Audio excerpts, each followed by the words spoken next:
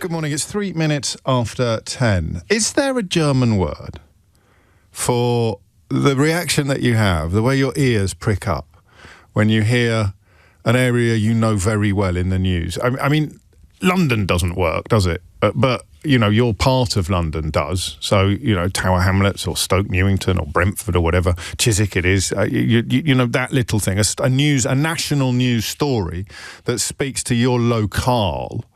There should be, shouldn't there? There should totally be a German word to describe that feeling. There probably is. If there isn't, the thing about German, I'm told, is they're quite easy to make up. You can invent your own little compound word to describe it. Because I had a big dose, a really nasty dose of that last night when it was reported on the news that Stourbridge, which is, just a couple of stops down the old train line from Kidderminster, where I grew up, that Stourbridge was at the centre of the latest wildfires with the, extremely rare headline reporting that houses were catching fire. And I know exactly where they are. They back onto the golf course in Stourbridge. In fact, so on my patch is this story that one of the first things I noticed this morning was that 3 people had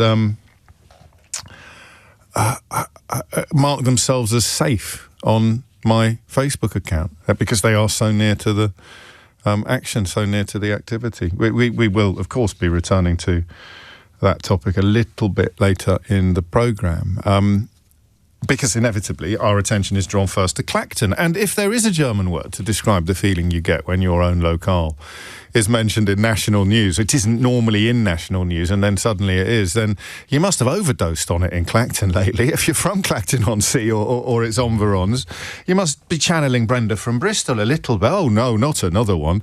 And, of course, it is, I think, possible, if not likely, that there will be another one in Clacton soon when the investigation into Nigel Farage's finances is completed by the Parliamentary Commissioner, an investigation which, of course, begins again today. There have been some reports that he didn't realise that was going to happen, that he thought by calling a by-election he would somehow cease the inquiry. It would no longer be of interest to the Parliamentary Commissioner, that he secretly accepted £5 million from an economic migrant called Christopher Harborne, who also operates under a Thai name that I can never remember, but which I should probably manage to program it into my consciousness so that I can mention it every time I mention him. It has been reported that he and people around him didn't understand that this would do nothing to halt that inquiry and would instead merely postpone it. And fair play to the Parliamentary Commissioner for having already updated their website this morning to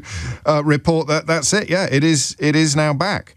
It took them moments. It took them minutes to do so because, these are proper democratic values. These are really important issues of whether or not our politicians are in the pay of plutocrats and billionaires. Well, we know he is in the pay of a billionaire, an economic migrant based in Thailand.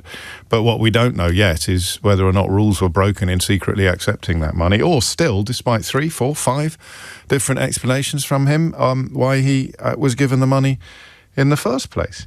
They're all looking quite petulant, Richard Tice in particular. What did I say last time Nick went in quite hard on Nigel Farage? Did I say it was like Dan and Angie Watts breaking up on EastEnders? I mean, if that was the first sign of trouble in the relationship between my esteemed colleague and Nigel Farage, then today was probably the serving of divorce papers. I think. I don't know that the interview with Richard Tice will have landed very well at Reform HQ. And fair play. This isn't by way a criticism of anyone except Richard Tice for being a big petulant scaredy cat, although of course compared to his boss he's practically He-Man, because his boss has demonstrated almost unbelievable poor judgment and cowardice.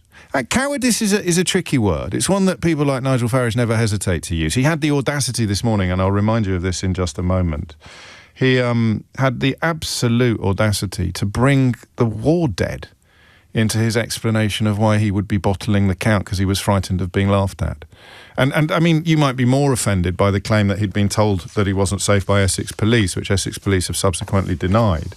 That is, I suppose, objectively or operationally more offensive. But morally, the idea that somehow him being too snowflakey to attend a count that would no doubt contain mockery. It's called free speech, of course, which he ordinarily pretends to care passionately about. Free speech and mockery, just jokes, remember? You're allowed to make jokes. You can make homophobic and racist jokes, but not jokes about Nigel. That seems to be where the party's position on free speech has landed. But to bring the war, to bring the world wars into it, maybe it's just me that's balking at this, and because I have probably a slightly stronger stomach than most for his behaviour. But we'll get on to that. The word cowardice. I'm going to say something that may surprise you. I'm going to suggest... No, I'm not going to suggest. I'm actually going to urge Nigel Farage to stop using the language of violence. Not just because I'm worried about what his admirers might do, but because I think we should all be worried what his detractors might do.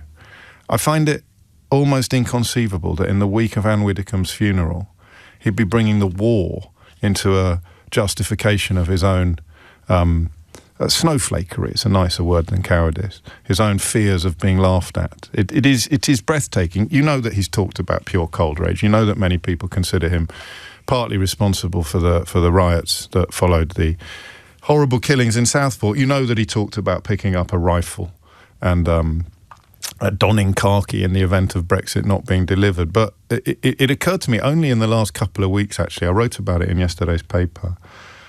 It occurred to me that if you turn up the temperature, you don't get to decide who gets hot. You don't get to confine the responses to the people you're appealing to. You create a political context, a political conversation in which violent language is becoming more normalised. Then you don't get to decide who is going to respond to that, unfortunately. I mean, it would be almost as awful if you did, but I just would urge him to remember that it's not just going to be his admirers that hear him talking about picking up rifles and pure cold rage and taking to the streets and all these flirtations that he's always had with public disorder, or refusing to condemn the violence, of course, repeatedly in the House of Commons at PMQs after the murder of Henry Novak, the conviction of Henry Novak's murderer. Don't do it anymore, Nigel, please, because it is, for those of us who consider politics to be essentially an honourable business, it is really dangerous. So stop, all right? And I'm now going to go back to mocking you, because there is a huge, huge difference between talking about pure cold rage or talking about rifles or talking about khaki or talking about violence without being able to condemn it, and laughing at someone who's made a complete fool of himself. Because that is what has happened overnight. It is objectively hilarious. But we live in two parallel countries now. We live in a country where Nigel Farage's party has been at the top of almost all the opinion polls since the last general election, pretty much since a couple of weeks after the last general election. But we also live in a country where the leader of that party has increasingly, and you can tell this not by the reaction of people who've known it all along like me, but people who haven't actually seen through it until relatively recently, you can tell what a ridiculous human being he is by the events of the last 12 hours. I mean, objectively and measurably ridiculous. The effort you would have to put into defending him or pretending that this isn't the ultimate embarrassment is superhuman. Of course, many people will. Dominic's already tried. He's written, "Shut up, moron," in a message to the studio. So that's what support for Nigel. Stop telling the truth, you moron. So I'm feeling really, stop holding up a mirror, because that thing I'm seeing in the mirror, moron. And I'll play the clip in a minute of Farage explaining that he's not scared. He's not scared. In fact, I'll play it to you now. He's not scared of being laughed at. He's definitely not scared of being laughed at. Absolutely. How dare you even suggest that? Well, here it is. And by the way, I'm not scared of these people. Far from it. Of course you're not, mate. So why aren't you there then? So either, and Essex Police have made it clear that he received no caution against turning up. And of course, one of the explanations he's given for the secretly gifted £5 million is that he was spending it all on security. So I hope he kept the receipts. You can spend £5 million on security and not be secure in a vote count in Clacton-on-Sea, despite the police saying that you are secure. That's surely grounds for some sort of refund. I'm beginning to wonder whether Christopher Harborne kept his receipts, actually, for the £5 million in the first place. But he's definitely not scared. By the way, I'm not scared. Absolutely not scared. So what is he, then? He's definitely not really celebrating. We actually now have a live line to Nigel Farage. We're going to be able to put some of these questions to him directly. So, Keith, just alert the newsroom, will you? We've got him online too.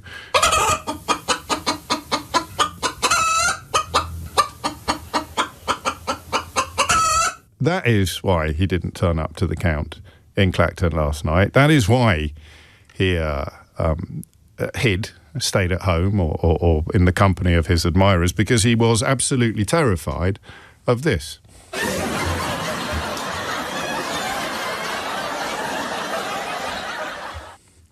So there are two countries, there are two UKs. There is Brexit Britain and then there is Britain.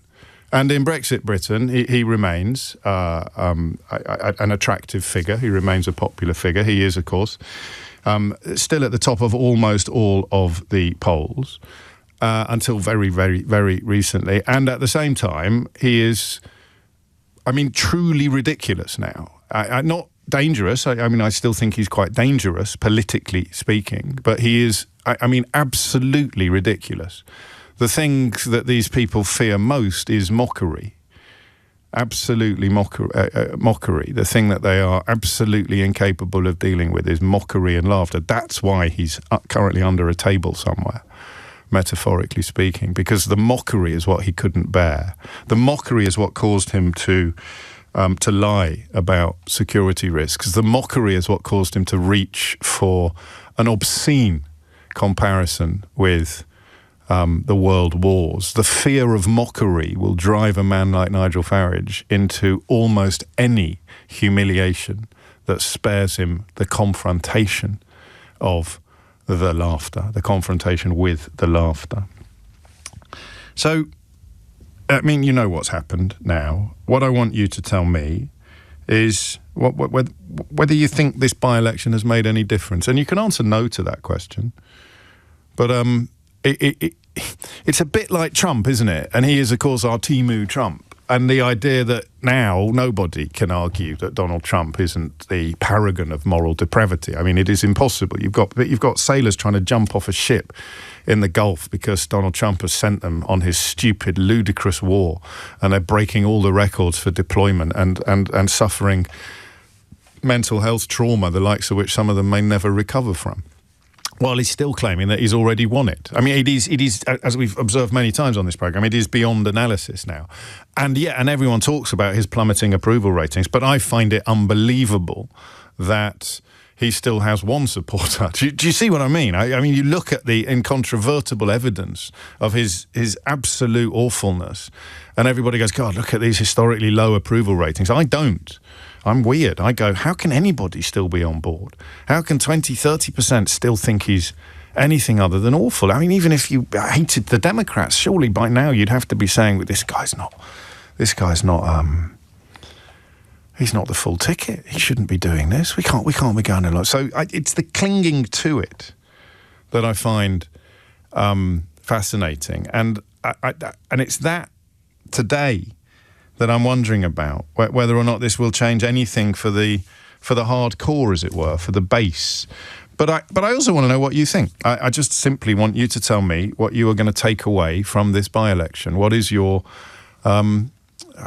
reading of it? You can be as clever or as silly as you want. It can be a political analysis. You can talk about how perhaps now you are going to be looking at the wheels coming off the Farage bus, or you could be simply reflecting on how much you've enjoyed it, how much you've enjoyed the humiliation. The first thing you need to do is ring in. Here's the number, 0345 6060 973. I think we'll probably have a little bit more fun than usual with the kind of people who are unlikely to ring me, but I hope you do, seriously. Shut Up Moron, for example. Am I listening to CBeebies or a news channel? Get rid of O'Brien, says James. I am, as you know, fascinated by the contortions you have to undertake to pretend that your man didn't just humiliate himself on a most extraordinary scale. I am genuinely fascinated to see what you will do to pretend otherwise, to literally stare into a mirror and pretend that you're not seeing a massive mug. But at the same time, there could be something a little bit more serious going on. We could be looking at something that does represent a beginning of the end of a remarkable political movement. Anyway, let's get the phone lines open. 0345 6060 973 is the number that you need. It's 19 minutes after 10. Nigel Farage has been horribly humiliated in Clacton-on-Sea. He will deny it. I would imagine that anybody who supports him from a position of even vague normality can't deny it. Not today, not this time. You can stay loyal, you can look forward to the next bounce, or you can insist that he's still the only person you trust with the reins of the country, but you cannot deny that he's made an absolute fool of himself. What will it change? What has it changed? 0345 6060 973. James O'Brien on LBC. 21 minutes after 10. Don't get cross with me for resisting the urge to laugh too uproariously. We played a couple of comical clips and we may play them again, but I do want to have a largely serious conversation because Nigel Farage remains a serious political prospect. As I've mentioned a few times, he's led almost every poll that we've had since the last general election. So I suppose you can, if you want, disagree with me about the scale of the humiliation last night, or even whether it was a humiliation at all. But you need to do so on the phone. You can't just send me text saying that I'm a moron. It doesn't really challenge the analysis. It doesn't really offer up an antithesis to my synthesis as we move together towards a Hegelian thesis. You need to put a little bit of the flesh upon the bones of your position. And I've got some other examples that you may have heard on The Breakfast Show as well of him and his closest acolytes having a really, really tough time of it at the moment. But we learnt from Trump that it doesn't change anything. It doesn't matter how ridiculous you look. People can persuade themselves that what they're looking at is not a sow's ear, but a silk purse. And I just don't know whether we Brits are as sad as that, actually. Josephine's in Westminster. Josephine, what would you like to say? Good morning, James. So, Hello. firstly, I just want to say that the UK is not America, and I think that's the big mistake that Reform has been making. Okay, but I hope you're really right. I really want to think about, you said Nigel Farage was a kind of political force, and why has he been such a dominant political force? Now, the first is, I think, 14 years of politically motivated austerity. People are desperate, and when people are desperate, they vote for, objective lies, basically. Secondly, there's the kind of the money that has been funneled into this from far-right people like Christopher Harborne. Well, you can't call him far-right. I don't know anything about his politics. So all I know about him is that he's extremely wealthy and will become even wealthier if the cryptocurrency policies that Nigel Farage has promised to introduce after getting £5 million from him are ever actually introduced. But you can't call him far-right. Well, I think there's a lot of the money that was channeled into Reform was tied to the far right in the States. I don't know that we need to do this because you scare me slightly. It's me that gets sued in these circumstances, not you. So I don't know that. I don't have the evidence for that, and it doesn't matter because I'm interested in why people like him, not why people might want to fund him. Do you see what I mean? My third point is that the other political parties have also been Cameron launched, basically announced, put the referendum into his manifesto because he was frightened about the threat of Reform. Yes. Now, so the other political parties have been responding to Reform. Now, this by-election shows that they have stopped doing that, which is a good thing. Secondly, I think that this referendum has also shown that basically it's shown people like Christopher Harborne that they can put money into Farage, and he basically messes up. Essentially, Christopher Harborne, one of his primary reasons for giving Nigel Farage this money would have been to make sure that he doesn't need to take money from kind of cameos, saying things like supporting the IRA and so on video. That's a reasonable theory. Again, we don't have any proof of that, but it seems perfectly reasonable that if your man is embarrassing himself by offering up support for far-right organisations and getting paid £80 to praise the IRA, who of course made a habit of killing the soldiers that he usually professes to care so much about, then one reason why a billionaire might give somebody £5 million is so that they no longer have to praise the IRA for small change. Exactly, and so that they don't get themselves into the kind of trouble that precipitated him kind of wanting to avoid scrutiny and launching this by-election. Now, he's really humiliated all of his backers with this by-election. I mean, Count Binface got 26%, which is not great, and he's not even shown up to kind of, to the vote count, which he apparently got over 60%. So I think that the money will now very quickly stop coming towards him, and that people as soon as people don't think he's going to win, they're not going to need to sponsor him, are they? I mean, there's not going to be any point. The only reason why you would give him money, whether you're a convicted fraudster or a let's say a notional billionaire, is because either you've just been overcome with an extraordinary outpouring of generosity, and Nigel Farage, by enormous chance and luck, was the first person to walk past as you were looking for someone to give millions of pounds to, or you think that him being in charge will make you richer. That's the only reason to do it. Yeah. So if the prospect of him being in charge disappears, the money disappears. Exactly, because they want to essentially exert control over the British political system. Now, my theory is very much that reform they're a sinking ship, and that once the money stops moving in their direction, I think financial backers who previously thought that he might win will now move back to supporting probably the Tory party and trying to prevent Andy Burnham from going down the proportional representation route, to try and reassert the two-party system in this country so that they can maintain some kind of political control over. Well, they have to country. go somewhere, and So you can see it in some of the right-wing media. Actually, you can see the Mail and the Telegraph drawing back from full-throated support for Farage. It doesn't mean that they won't turn the dial up again and get back into full cheerleading mode, but clearly the mood when people like Honest Bob Jenrick and Suella Braverman started hopping across the floor, that mood of a kind of inevitable progress to power has gone. It could come back again, Josephine. I'm older and uglier than you, so I'm afraid it is the hope that I fight most against, as opposed to the despair. I can deal with the despair, Josephine. It's the hope that gets me every time. But at the moment, it is at a very, very low ebb. So, I mean, that's a really good analysis of what it might have changed. By casting himself as a bit of an idiot, the idea of wanting to support this or put this in power loses its appeal. I don't know, it has to lose all of its appeal, because he's still probably your best chance of getting much richer if you're a massive cryptocurrency plutocrat. But if those chances diminish, then your support diminishes accordingly. Thank you, Josephine. Phone lines are open. 0345 6060 973 is the number you need. John's in Manchester. John, what do you reckon? Hi, James. I'm really happy to get through to you this morning. You're very welcome. I just wanted to obviously draw attention to the hypocrisy that we're seeing this morning from obviously Richard Tyson, as we saw with Nick earlier, and also from Lee Anderson when he's appeared on BBC Breakfast as well. What did he do?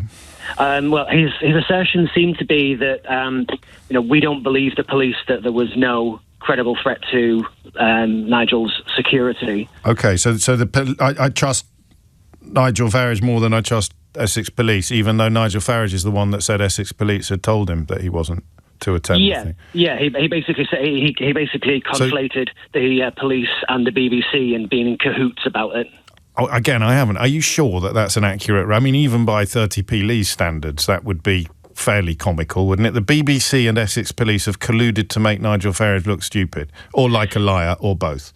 He basically said that the Essex Police could have said it, and he said, but I don't believe the Essex Police. They're just as big a liar as you at the BBC. Oh, blimey! Right, I'm going to have to double check that, and of course, I was a little bit reluctant to provide free advertising for our so-called rivals over at Broadcasting House, but cometh the hour, cometh the man. I can let people, John, listen to what's his chops, Richard Tice's exchange with Nick Ferrari earlier, but I'll do that after the news, because I want to hear your broader point before I do that.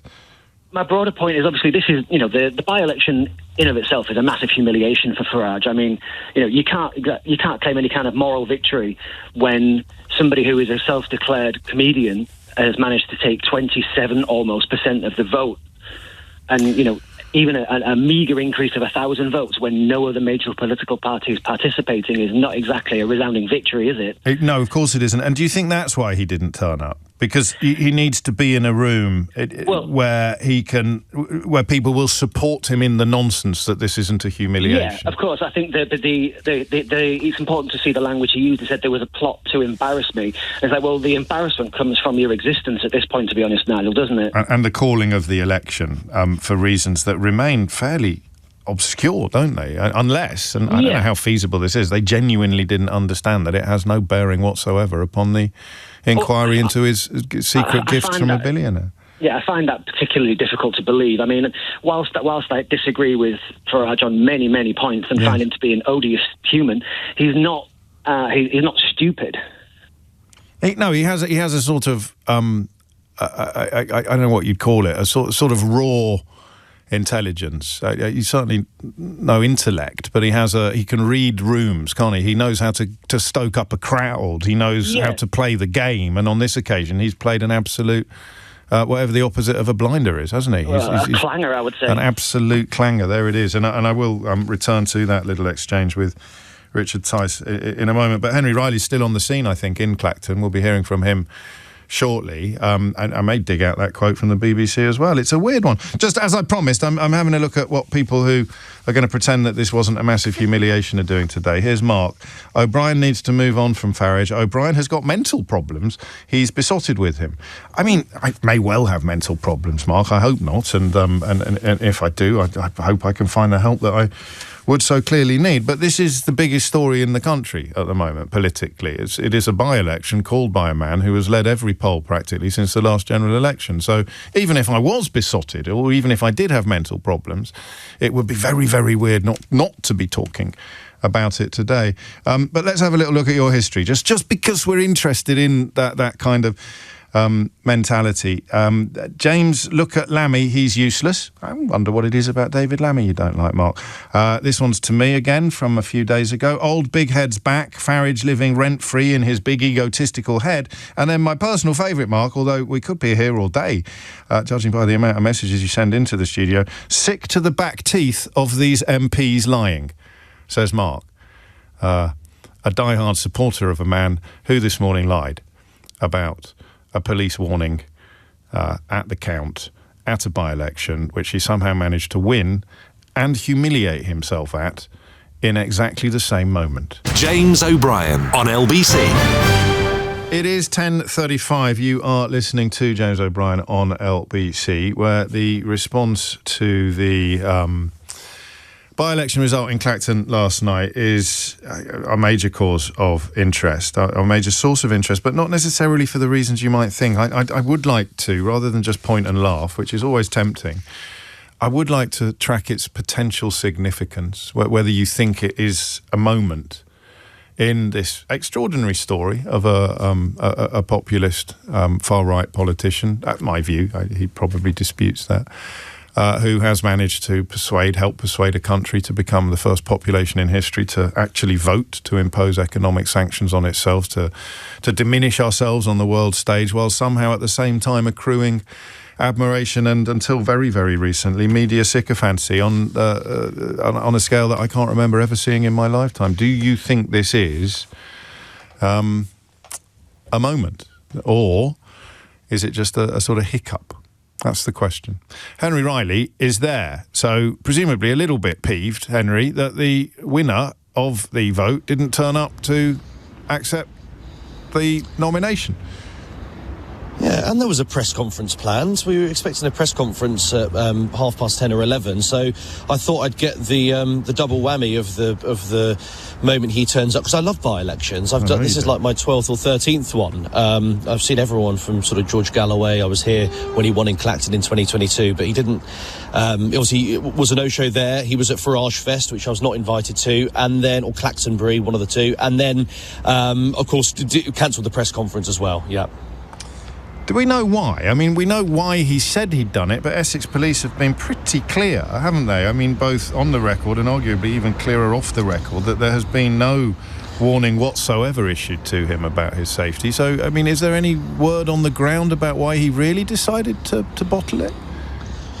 I mean, it's interesting how the view sort of hardened, and the speech he gave from Farage Fest, how that changed, and then with various spokespeople from Reform. And look, you don't get a political party like Reform to give their name to an official spokesperson quote without it being signed off very high up, if not by the man himself. And Nigel Farage was, I mean, as you've been talking about this morning, saying that there were sort of these bad actors and these almost sort of reprobate characters who were going to be there. That quickly turned into some sort of serious incident, which we have to take seriously. And then we heard from Reform, and we were taking it even more seriously, that there was this that Nigel Farage had spoken to Essex Police, and they told him not to come to the count, which was pretty frantic as it was, with 34 candidates, as you can expect, a 3-foot-long ballot paper. And then we and then we heard from Essex Police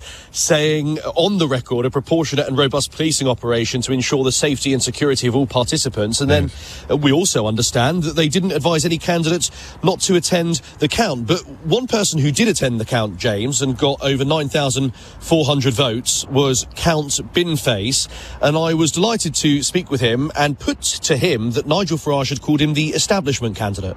Am I the establishment, really? On the one hand, we have the former MP, former MEP. He's been a fixture of the British landscape in the last 20 years. He caused Brexit, which has made each of you absolutely poorer over the last 10 years. The country is in deep trouble. And, of course, he's also reputedly a member of the East India Gentlemen's Club, which I understand, to this day, does not admit women. So is that the establishment, or is it a lone wolf space warrior with a Lovejoy fixation? You tell me.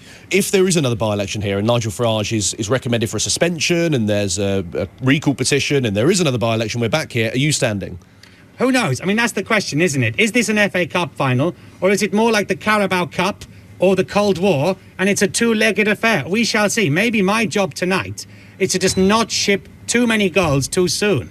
But all I would say to you and to your listeners is don't let anybody, Reform or otherwise, allow the parliamentary process, including inquiries into financial affairs, be coloured as an establishment stitch-up, or the process of another by-election being a subversion of democracy, because that is dangerous, and that's coming from me. That was Count Binface. I didn't get a chance to speak to all 34. I didn't get a chance to speak to Lawrence Fox because he wasn't there either. He's, you'll know, James, I've reminded you that he's the leader of the Reclaim party. Reclaim. Not Restore or Reform. Yeah, that's Reform. right. Reclaim. Okay. He's the lad from Lewis who wasn't actually Lewis. Yes, that's how many votes did he get? Yeah, in Lewis, but wasn't Lewis. I think it's about 300 odds. Okay. Yeah. Good Lord. And then Nigel Farage wasn't there, as I say, James, but I did speak with a Reform spokesperson who was. This was my conversation with Jamie McIver, and I asked him right at the start why Nigel Farage wasn't coming. I do appreciate why he would not want to have that happen to him when he's worked so hard during this campaign. But more importantly, why should the people of Clacton have their newly elected Member of Parliament treated in such a way? Well, why can't we see the reasoning then? I mean, he said it. Will he provide some evidence as to why he's not here? Well, I'm sure further details may come to light. I know he has been in contact with Essex Police. Do you know when he found out? I'm not aware of an exact timescale, but what I do know is that he has been in communication with Essex Police. Did he just not want to be pictured next to a bin? Well, Nigel has stood in many elections, including, I believe, against the Monster Raving Loony Party on more than one occasion. Right. But I don't think this has anything to do with that. Nigel believes in democracy. Of course, he's the man that's called this by-election to give the people of Clacton a say. What was the point in this election? I mean, it's all been a complete waste of time, hasn't it? Well, that's obviously not true. The election is because the establishment media, who can't help themselves, and the political class in this country that just can't get over the fact that Reform are doing so well. But in what way? I mean, how? How is the establishment media attacking Nigel Farage? Because they're going after every single... the double standards. Like the £5 million gift? That's one of the things, where nothing illegal. But you don't think that's a story? At all. Well, should we not be reporting on that? There's nothing wrong with reporting, but there is no fair scrutiny or reporting to others. I mean, just look at local government.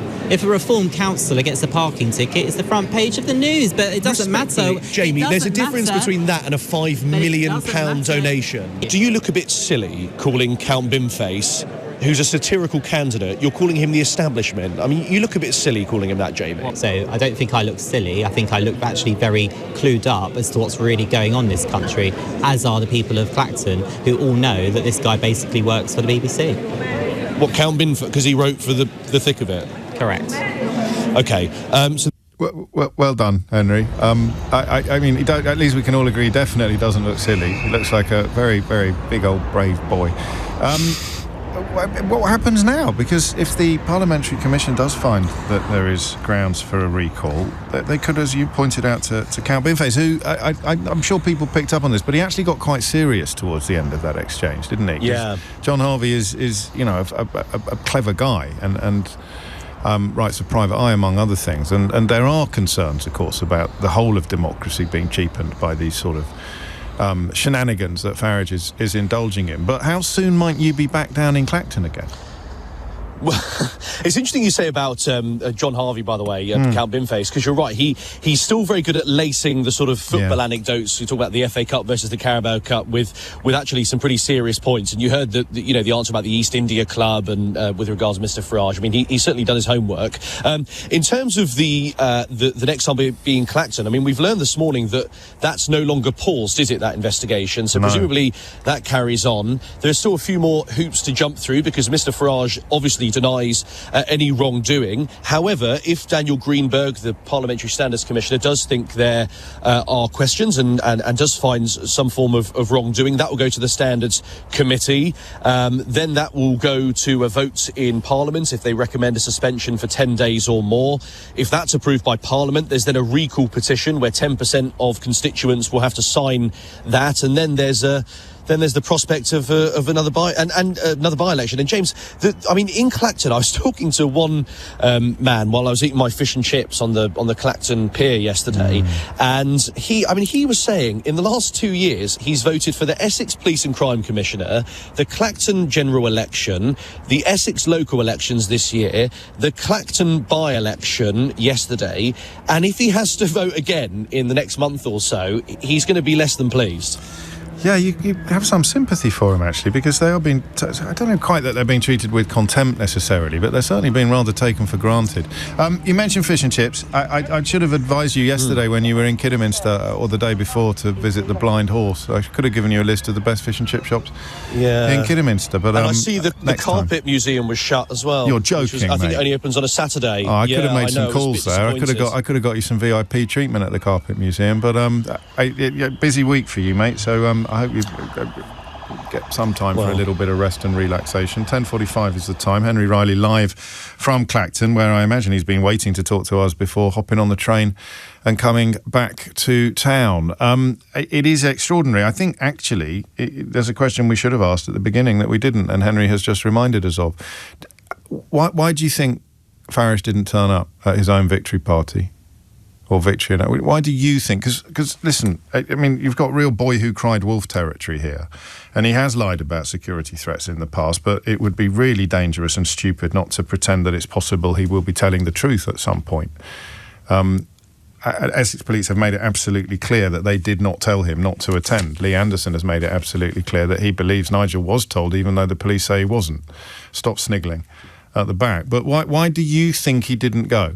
Because he would normally back himself to style out any situation. He'd normally back himself to, emerge triumphant. He could have loaded the room with his own supporters. They could have shouted down any hecklers. It's really weird when you think about it that he didn't go, given that he is claiming some sort of glorious and resounding victory. Why do you think Nigel Farage ran away? 0345 6060 973. It's 10:46. James O'Brien on LBC.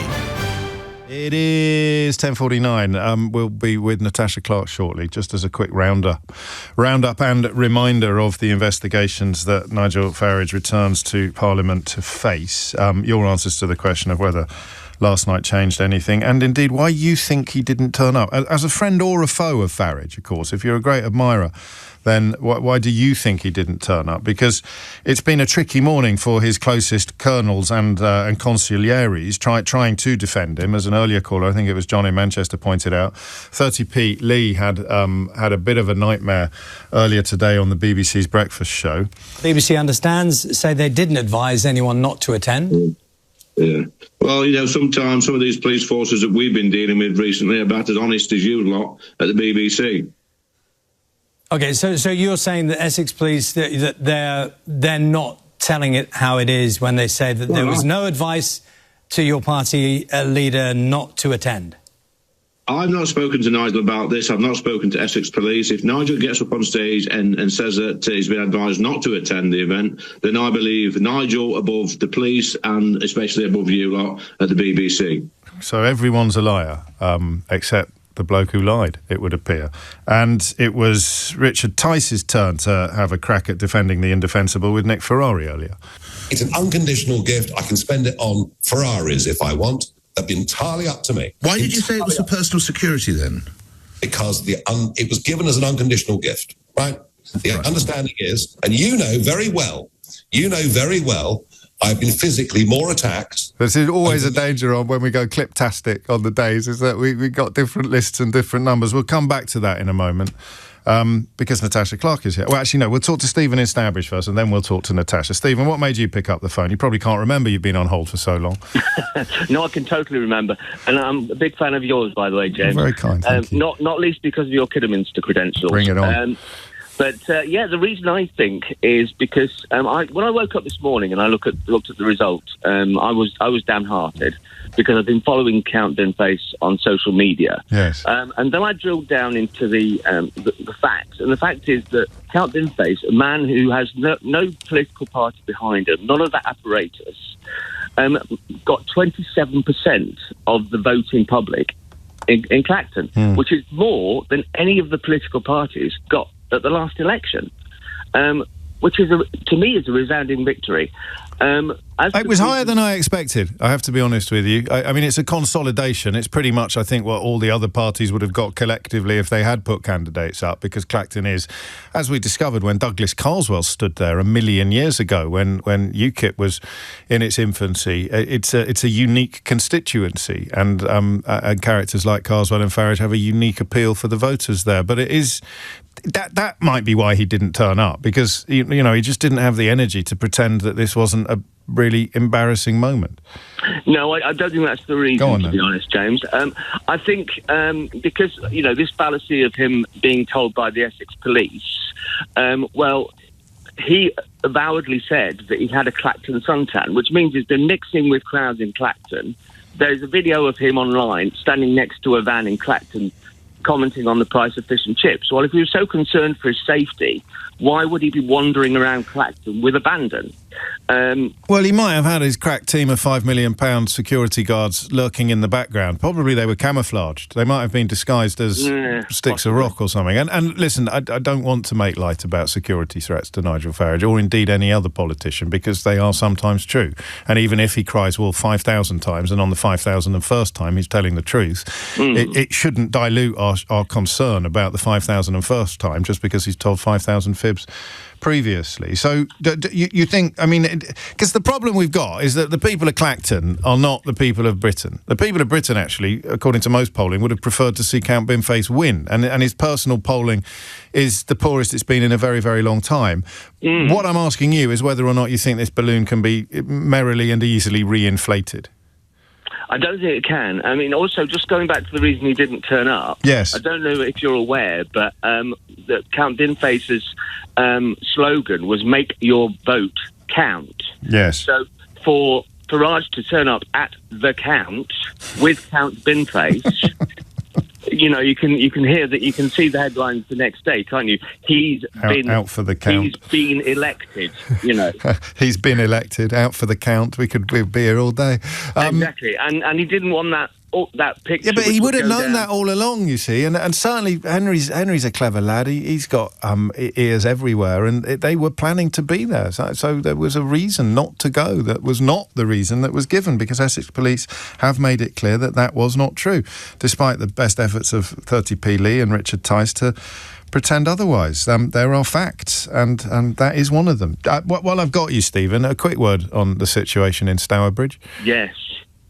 Well, it's terrible. My heart goes out to all the people in that area. I mean, I was driving in Stourbridge yesterday, and we saw this smoke billowing and thought, that isn't, normal. And then the fire engines, were zipping around, and police cars, and it's horrendous. As far as I know, and more houses were on fire yesterday.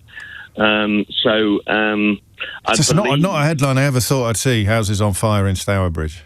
No.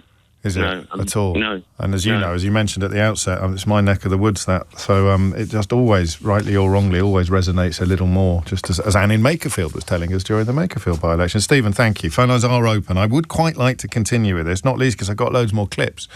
I love it. I love a day when we've got lots of clips. Natasha is here. So are you confident that you can recall and recount all of the investigations that Nigel Farage and Reform UK are now facing? I'm definitely not confident in that. No, I don't. I'm there's not too either, many, but we'll try. We'll muddle through. However, there are two that I can recall confidently, which is the two that the Parliamentary Commissioner for Standards is looking into and has indicated that they're looking into. So first, that's, of course, the £5 million gift, which has been given by Christopher Harborne to Nigel Farage. That is the main scrutiny that Nigel Farage has got. And to be honest with you, that is the main reason why this by-election was called in the first place, wasn't it? He essentially wanted to prove that the people of Clacton still wanted him as their MP, despite the allegations swirling around about whether or not this gift should have been declared. And as of this morning, James, you'll know that the Parliamentary Commissioner for Standards has updated its website to tell us that investigation is now essentially resuming. Now, I was told, and I think I told you a few weeks ago when we were last discussing this, that Nigel Farage was due to have an interview, a formal interview with the Commissioner for Standards in the coming weeks, and that didn't happen because he called that by-election. So we do expect and understand Nigel Farage at some point in the coming weeks to have a formal investigation and a question and answer session with the Commissioner for Standards about the whole process of this messy donation/gift. Unless Essex Police advise him that he wouldn't be safe to attend that meeting. Of course, yes. Well, you can never rule out that possibility. You never can. And I mean, I haven't asked you about this actually on air or off air. I've seen some reports that the people closest to him didn't realise that this by-election would do nothing to cancel the investigation. It was merely the pressing of a pause button, and that the reason why he went ahead with it in the first place was because he thought he'd shut down the inquiry in its entirety. I hadn't heard that, but I think there was from some reform sources that I was speaking to, there was and there is still an indication that they may have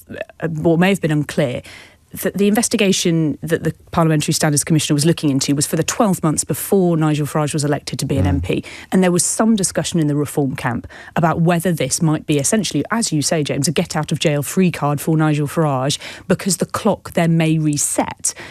I think that was a bit of a wishful thinking, hopeful thinking, if that was the case, that it would be essentially shutting down this probe. The Commissioner for Standards can essentially has the powers to read the rules in the way that they see fit. And I think many people will say, well, that was just never going to happen. He was always going to reopen this investigation, and a sort of examination of those Parliament rules does seem to suggest that that's exactly what would have happened anyway. That's how I understood it. It's how most journalists in the lobby understood it already. So the questions have begun again already, and that meeting with the Parliamentary Commissioner is no doubt being scheduled pretty much as we speak. This is the Parliamentary Commissioner for Standards. What else is he facing? We've got the George Cottrell stuff as well. Yes, so the George Cottrell stuff, is being folded into that investigation, James, about George Cottrell, a friend of Nigel Farage, about whether... Convicted fraudster. Indeed. Calls him daddy. Indeed. I did enjoy that at Nigel Farage's press conference last week. He called him Posh George, so he seems to be trying to sort of lean into some of those jokes. But anti-establishment posh. Just to be anti-establishment clear. posh. This is the kind of posh that's anti-establishment. Different kind of posh. Yes. But yes, as part of that investigation, he is facing those claims that Posh George Cottrell, paid for some of his security party and for staff ahead of the 2024 election. And as we know, those rules mean any donations, any gifts before the 2024 general election, 12 months before you're an MP, should have been declared. Now, you're right in the fact that many people just say, well, why didn't he declare it? Why didn't he just own up and say so? Reforms say that it was a personal gift, as you say. It was used for different purposes, and he should not have needed to declare it. Again, that is for the Parliamentary Standards Commissioner to explain and to explore. Why do you think he didn't turn up last night? I think Reform have had a really rough few weeks, and I think personally it's getting to Mr Farage a bit. But there was a press conference scheduled. Poor old Henry. I mean, he can't get a refund on his train ticket, can he? Poor old Henry went down there expecting a press conference, not just to attend the victory lap or the announcement, but a press conference as well. And in the end, he once again confined his performance to the choir. I mean, he literally, in front of his own cameras and speaking to his own people, taking questions from precisely nobody. And I know you've had a fair few clips this morning. Would you like to hear some more about some of Nigel Farage's sort of reasons why he didn't attend the count? Would you like to hear some of that? OK, we can hear that now. I'm damned if I'm going to stand on a stage having won a resounding victory, a ringing endorsement of all that I've tried to fight for and you try to fight for, and be demeaned and humiliated by nobodies. And I will not, sadly, be attending the count. His security team were very concerned about a credible threat to his security, and with the greatest of respect, given what came out last week about a alleged firebombing at Nigel's home last year, I don't think anybody should have the temerity to question our judgments and our security team's judgment about security. You see, Nigel's a man of principle, a great man of principle. We was at a party through the night into the early hours of this morning. It's just finished, by the way, to celebrate this great victory of Nigel in Clacton. And I think, personally, his time is better spent with the people that supported him. He's said a massive thank you to them through the evening. He's put on a great party for them as well. It's not either or, is it? You can do both. I do actually invite more answers to the question of why we think he didn't turn up. But in the meantime, Natasha Clark, many thanks for those reminders. It is 1 minute after 11. You are listening to James O'Brien on LBC. It's very hard for me to get a handle on this because fans of Nigel Farage stopped phoning me about 4 years ago. And, of course, I've been trying since 2014 to get Nigel into the studio. I think we've invited 30p Lee recently as well. At one point, he was boycotting us, I think. But I don't know whether he forgot or whether he just changed his mind. But I don't know whether... Because obviously the absolute Trumpish support is going nowhere. I mean, that's the people that are texting me. Not many, actually, today, which is a bit disappointing. But the kind of support that he needs, the people who might have held their nose about some of his backstory or some of his associations, but who did smell a fish with regards to the £5 million donation and his extraordinary response to questions about it, including from journalists who've been quite friendly towards him in the past, like Nick. I don't think Nick Frowe would mind me saying that. Quite warm exchanges they've had together, and yet on that £5 million thing, he just got really petulant and really childish and really silly. So I just do wonder whether or not there are people who don't like the way that I characterise Nigel Farage fans because they don't think it applies to them, who were being tempted towards the party and who now, as a combination of events culminating in last night's very hubristic display, are thinking, nah, sorry, that flirtation's over. There's no way this bloke can be Prime Minister. James O'Brien on LBC. It's 7 minutes after 11, and it's not for the first time that things feel more psychological than political with regard to Reform UK, British politics in general, and Nigel Farage in particular. You can't be anything other than embarrassed today by your previous support for him.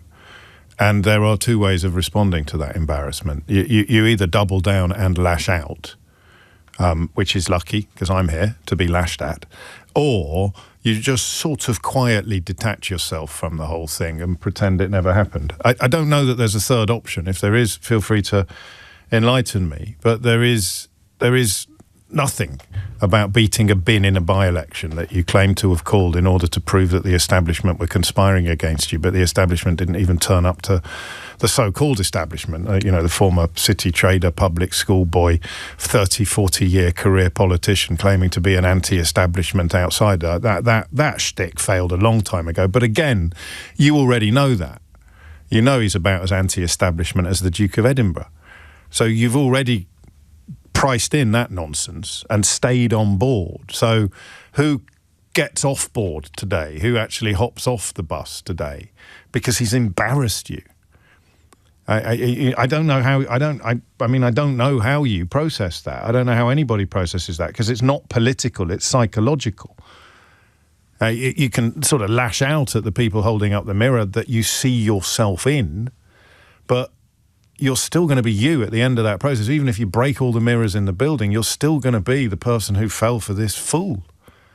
You're still going to be and I know that a lot of the race-related rhetoric that he has been spewing for his entire political life is what really appeals to you, and he's going to get back to that with a vengeance in the near future, despite the fact that there's someone even further to the right, of course, in Rupert Lowe, who is stealing his lunch in many ways when it comes to the nativism and the racist provocations. But what is left now? Because he's not a master strategist or a deft operator or a political genius. He's not an outsider. He's not anti-establishment, and he's not very good at politics. And he's not the most obvious rallying point for racists, which has been pretty much since you first heard his name in this country. But what's left now? Desperation is what's left, and that is part of the explanation, in my mind, for why he did this in the small hours of this morning, something that, when it was brought to my attention, I couldn't quite believe. And once again, it shows you the sheer intolerance, the sheer loss of fundamental democratic principles that those that went before us fought in world wars to fight for and preserve. What on earth is he talking about there? So he's claiming that there was going to be disruption at the announcement, and also claiming that Essex Police had told him not to attend for reasons of his own safety, something that Essex Police have made clear was not true. Categorically, they have made it clear that it was not true. Again, because, you know, even if the other lot are awful, you have to be better. Maybe there was one copper who made one comment in the heat of a moment or in a friendly chat, which Nigel construed as being a warning not to turn up, even though the official Essex Police Force line is that they did nothing of the sort. You don't know. None of us know for sure whether or not he's got a mate in uniform who just said, oh, I wouldn't turn up. You just don't know. And then he would naturally embellish and inflate that into Essex Police have told me. But why is he bringing the world wars into it? I mean, if he was frightened of being laughed at, has he ever read a history book? Where do you think the Nazis stood on mocking far-right politicians? Spoiler alert, they were against it. No one was really harder on the mockery of far-right politicians than the actual Nazis. So what is it that makes our war dead, or the sacrifice of the world wars, particularly the Second World War, relevant to a conversation about a man who's frightened of being laughed at? Have a listen to it again, because you can't make sense of that. It's not a phone-in. This is actually disgusting, isn't it? What can I possibly reach for now? And he knows his crowd so well. I remember when I was doing daytime television a million years ago, and someone who shall remain nameless told me, it doesn't matter what you say. You'll get the crowd, you'll get the audience to clap and cheer you if you say it with a certain rhythm. So you get to the end of what you're saying with a certain rhythm, and if you're any good at this at all, they'll all start clapping, even though they've been busting from Doncaster, they don't know what day it is, and they're just there for the catering, for the free catering. Nothing against Doncaster, by the way. It's where my first home was. So you do it. So you're having an argument with someone about, I don't know, dog poo or charity collectors, and you go dun dun dun dun dun dun dun dun dun dun dun dun dun dun dun dun dun dun dun, and you get to the dun at the end, and the crowd just sort of wakes up and goes, yay, yay, that's marvellous. He knows his crowd so well. I know what I'll do. I'll mention the world wars. Doesn't matter why, they won't care. They won't stop to pause or wonder whether that's appropriate or what on earth I'm going on about, because it's like sticking a flag on a lamppost. You don't question why they've put a flag on a lamppost outside your house when they live 20 miles away, and you don't want a flag on a lamppost. You just either salute it or you are a traitor. So why is he mentioning the world wars in a explanation of why he's too scared to attend his own victory announcement? And once again, it shows you the sheer intolerance, the sheer loss of fundamental democratic principles that those that went before us fought in world wars to fight for and preserve. You see what I mean? World wars? Oh, yeah, yeah. I mean, I'll play it once more because you can hear a little bit of confusion even in that room. You can hear a little bit, yeah, hang on, world wars, we'll cheer that, but we're not quite sure why. It's not exactly what you'd call a full-throated response, is it? But what on earth is he talking about? What democratic values are diminished or damaged or destroyed by people laughing at someone who's made a fool of themselves? To me, I'm not claiming for a moment that the British have a monopoly on humour or mockery or indeed satire or sarcasm. But if you're going to mention certainly the Second World War, then you know nothing about where the Nazis stood on the mockery of ridiculous politicians or far-right politicians, or indeed ridiculous far-right politicians. What's he actually talking about? Once more, all right, I promise, and then we'll move on. But I want you to listen out for three things. The rhythm that I talked about, the citing of the world wars with absolutely no basis in sanity or reason, let alone history whatsoever. And then the thing I told you would happen, which is the crowd responding. But listen out for what I would pick up as a degree of confusion. They know what they're supposed to do, like Pavlov's dogs. But on this occasion, it's not quite... Hang on, why aren't we going to have a celebrate... What? World Wars, better clap, not sure why. Just a quick check. I mean, this is horrible. Horrible. In the context of people actually making the ultimate sacrifice to defend our democratic values. You've got his consigliere touring the studios today, accusing the police of lying, accusing the BBC of lying. What do you think the Nazis' attitude was towards authorities that told the truth when they wanted people to believe the lies? I don't know. I mean, I could tell you, but I'd rather you worked it out for yourself. You're accusing absolutely everybody of lying. Respect for the police surely is a key part of our democratic value. The rule of law. 30p Lee is calling the police liars. BBC, which is impartial. I know a lot of people have a problem with that, but, you know, we are allowed opinions on this radio station. Charlie State is not allowed opinion when he interviews 30p Lee. All he is allowed is to cite what Essex police have said and listen in wonder as 30p Lee claims that Essex police have lied. What are the democratic principles that Nigel Farage is defending or upholding by bottling his own victory party? I haven't got a clue, but I'll play it one more time and then we'll never listen to it again.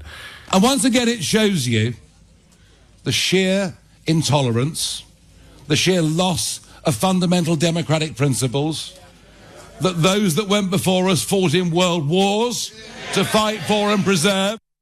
So fundamental democratic principles and then world wars. It's like a 1-2. It's like Henry Cooper. Actually, I'd probably go for younger listeners with that. It's like Tyson Fury. So it's not going to work, that analogy, is it? But do you see what I mean? So the democratic principles, yeah. World wars, yeah. It's just horrible. And the other thing is, which hasn't been before, it's really pathetic. James O'Brien on LBC. 18 minutes after 11. I wonder whether by not turning up he made a bad... And of course, by fibbing about it, he has made an already embarrassing situation worse while claiming to the converted that it's all gone brilliantly and he's secured an amazing victory. He just doesn't want to turn up to the announcement. Martin is in Clacton-on-Sea, live on the scene. Martin, what would you like to say? I just think it's... Hi, James, by the way. Hello. Nice to hear from you. I just think it's a bit fitting that the man that caused the unnecessary circus in Clacton ends it talking to a load of circus fans in a tent. So I thought that was a figure of speech Henry was using when he talked about Farage Fest, but that wasn't just a little phrase that Henry had come up with. That was a thing. No, he named it. He named it that last night. He called it his festival of Farage, effectively, in Clactonbury, I think he called it. Right. Is it going to change anything? Maybe not down there. I can't imagine them ever not returning him. But just a sense of perhaps the national mood changing slightly. I think the mood was already changing, and I think that he is, unfortunately, bringing Clacton to be a bit of a laughing stock as much as his actions are himself by not being able to just sit it out and wait for actions to take their course. I mean, by the looks of it, the investigation is going to continue. Yes, it we'll is. We'll wait to hear what the outcome is of that. He's already actually. I'd stopped myself from correcting Henry earlier because I daren't. Frankly, he gets very cross if you do. He said he's denied all wrongdoing. Actually, latterly he started saying things. Well, maybe I forgot to sign a piece of paper or something like that. So he has begun. There's a little bit of a wriggle underway already. The videos he's been putting out have been, I haven't broken the law, I haven't hurt anyone, I haven't done this, but I might have filled a form out wrong. Exactly that. Boo-hoo, which is a change from where he first started, which was I've done absolutely nothing wrong and it's nobody's business but mine. Exactly, and you know what? The filling out of forms often can have mistakes made in it, but people can backdate their forms where they realise they've made a mistake, but not necessarily leave it until someone finds it some years down the line, and then it looks all a bit fishy. You know, he could have cleared it all up by doing it all properly in the first place. Yes, I did. I talked at the beginning about the need for a German word to describe what happens when your own neck of the woods is in the national news in ways that it isn't usually. And my neck of the woods, sadly, is in the news for all the wrong reasons. Stourbridge, just down the road from Kidderminster, where I grew up, currently on fire, something that we will get on to talking about later in the programme. And obviously you can't speak for Clacton-on-Sea any more than Nigel Farage can, but it is a little bit embarrassing that is now, for probably the next decade, that's what people are going to think of when they hear about your hometown.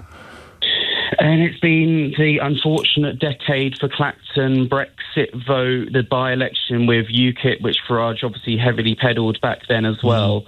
Clacton has been an interesting place politically, unfortunately, for the last, 12 years. Do you know why he landed? Why Douglas, Carswell and Farage, why do they land so well down there? I think they play to an apathetic voter, and a voter that feels that they haven't been able to have their voice heard, and ultimately sells them a story that makes sense to them. I don't think. But why is it so much more effective in Clacton than it is almost anywhere else? But I think if you look at a number of seaside towns, you've got Great Yarmouth, you've got Skegness, where Richard Tice is. You've got places that are harmed by the lack of hospitality and the lack of people coming to these places and spending good money.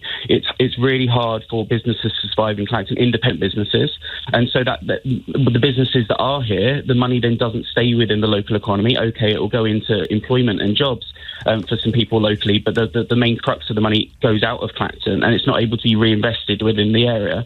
We've got millions of pounds coming in from the Labour government, which is fantastic, but it's hard to spend that. There's lots of rules around it, and one of the things is like somewhere like Jaywick actually can't have investment put into it because of its level of its height to the sea level, and there's a risk to it. I didn't know that. There's like a rule with regards to funding being spent. Back to global warming, and that means if I turn up and say your life isn't great, and it used to be, the thing about our old seaside towns, you can see the Victorian ghosts, can't you, in the bandstands and the ironwork and the hotels that were once full of the belle monde and would have French princesses staying in them and things like that, and famous chefs cooking in them.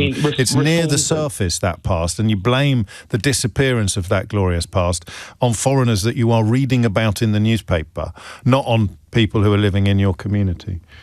Yeah, Reform Zone office is in one of these massive hotels that used to be, opposite the pier. Used to be, I'm assuming a century ago, was one of the highlights to stay in Clacton.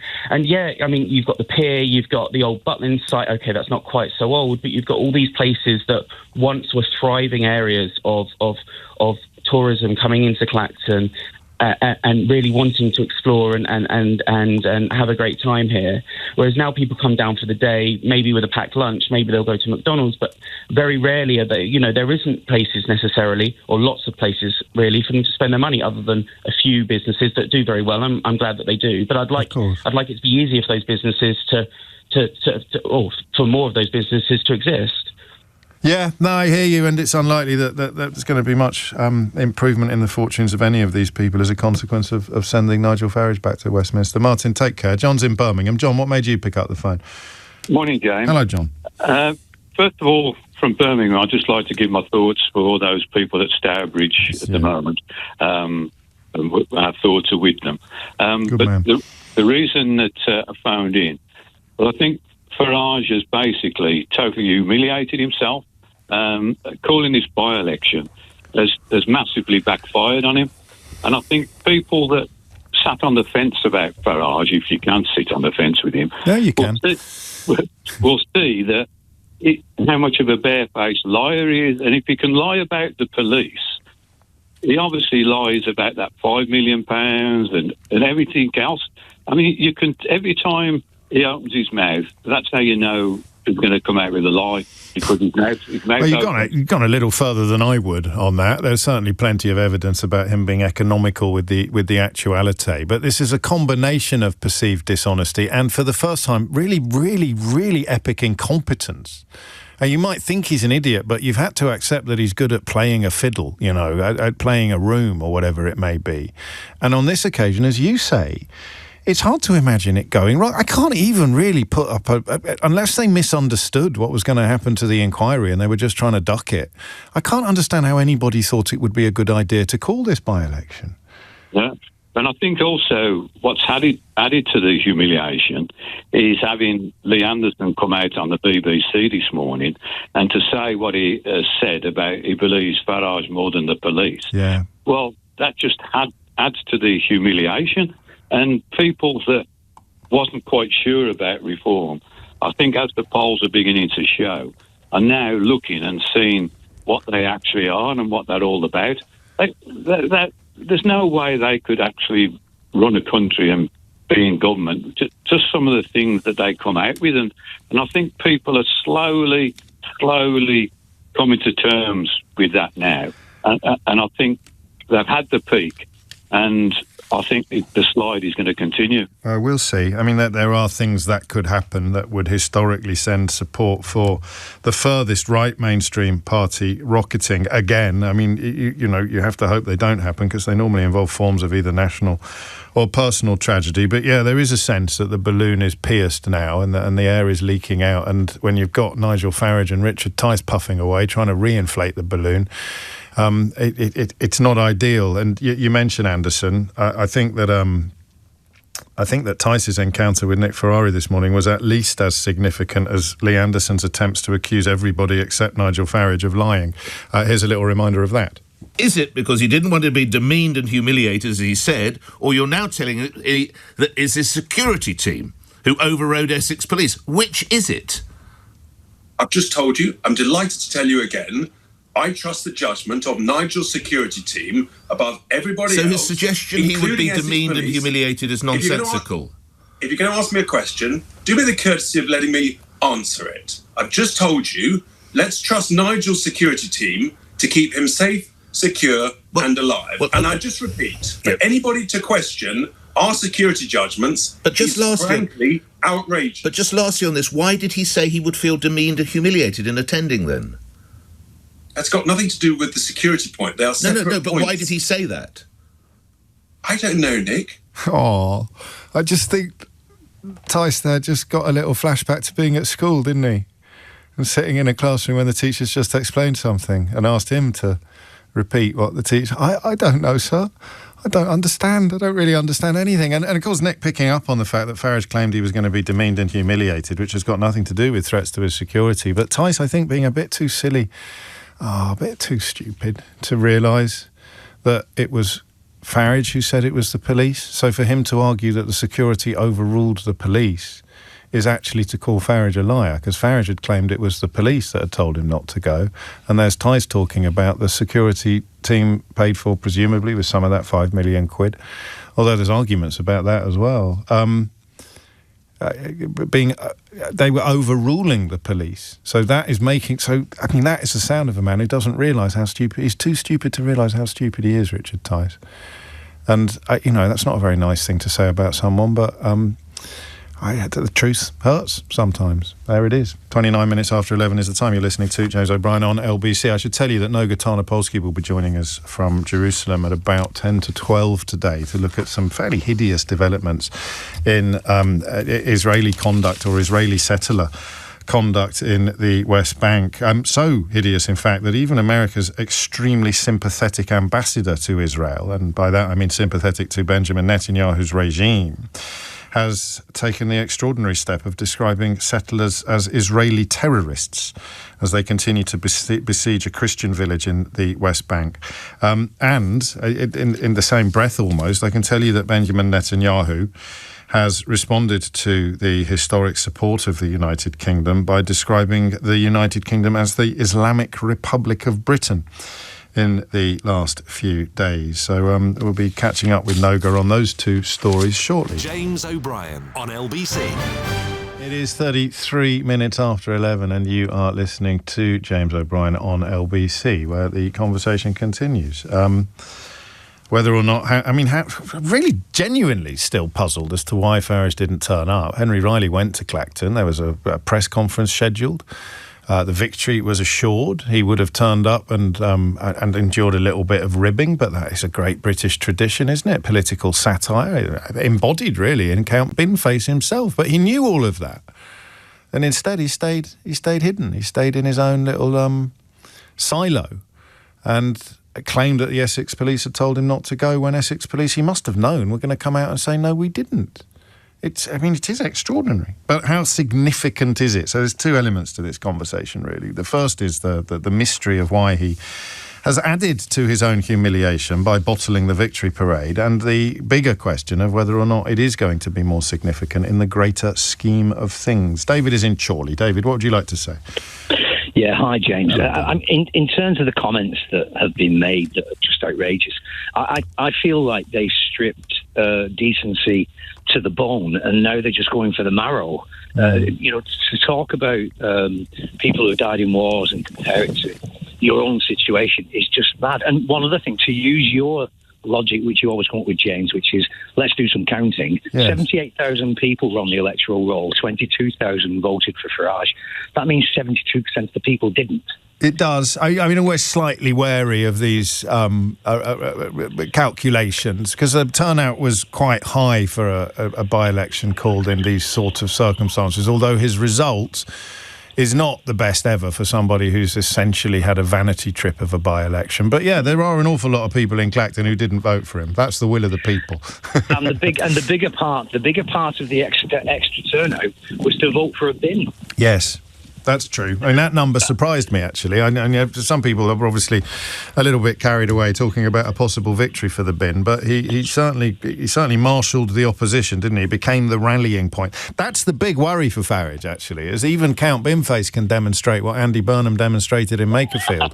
You become the rallying point for stopping him, and yes, you do well. So a little bit of cooperation or even a calculation on the anti-reform ticket, and the results can be very, very unpleasant for Farage.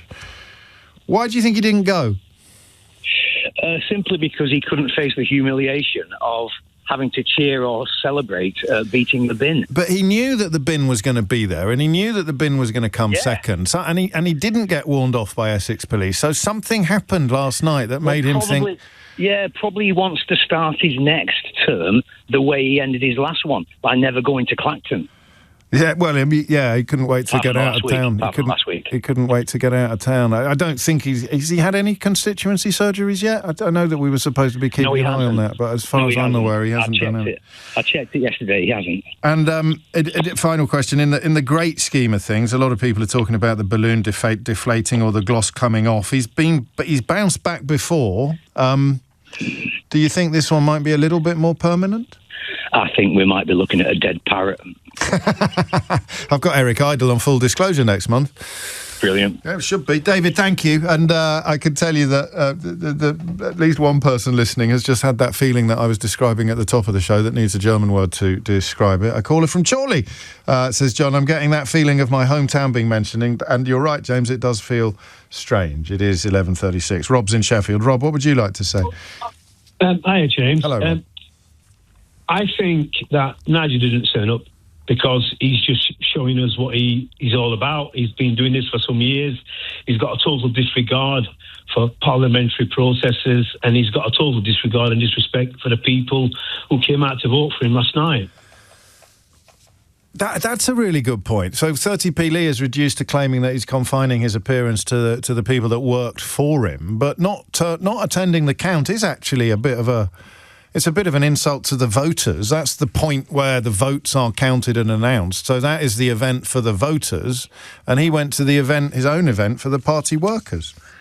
Yeah, I mean, he's announced that instead of answering questions to the Parliamentary Select Committee, that he's going to let the people decide. His people are going to decide whether he's worthy or not. Well, they did, again, unfortunately. So give them the respect that they deserve. But when you get used to lying, then the lies become your truth. You know, we have other world leaders that do this. You know, the lies have become the truth now in the political world, all over America. Unfortunately for Nigel, he doesn't have the clout where he can say, believe this lie or I'm going to hit you with a tariff. He doesn't have that clout, and he never will have that clout. Well, tell you what I was thinking. Actually, so it's an earlier caller made me think this, but I didn't mention it at the time because I was trying not to interrupt.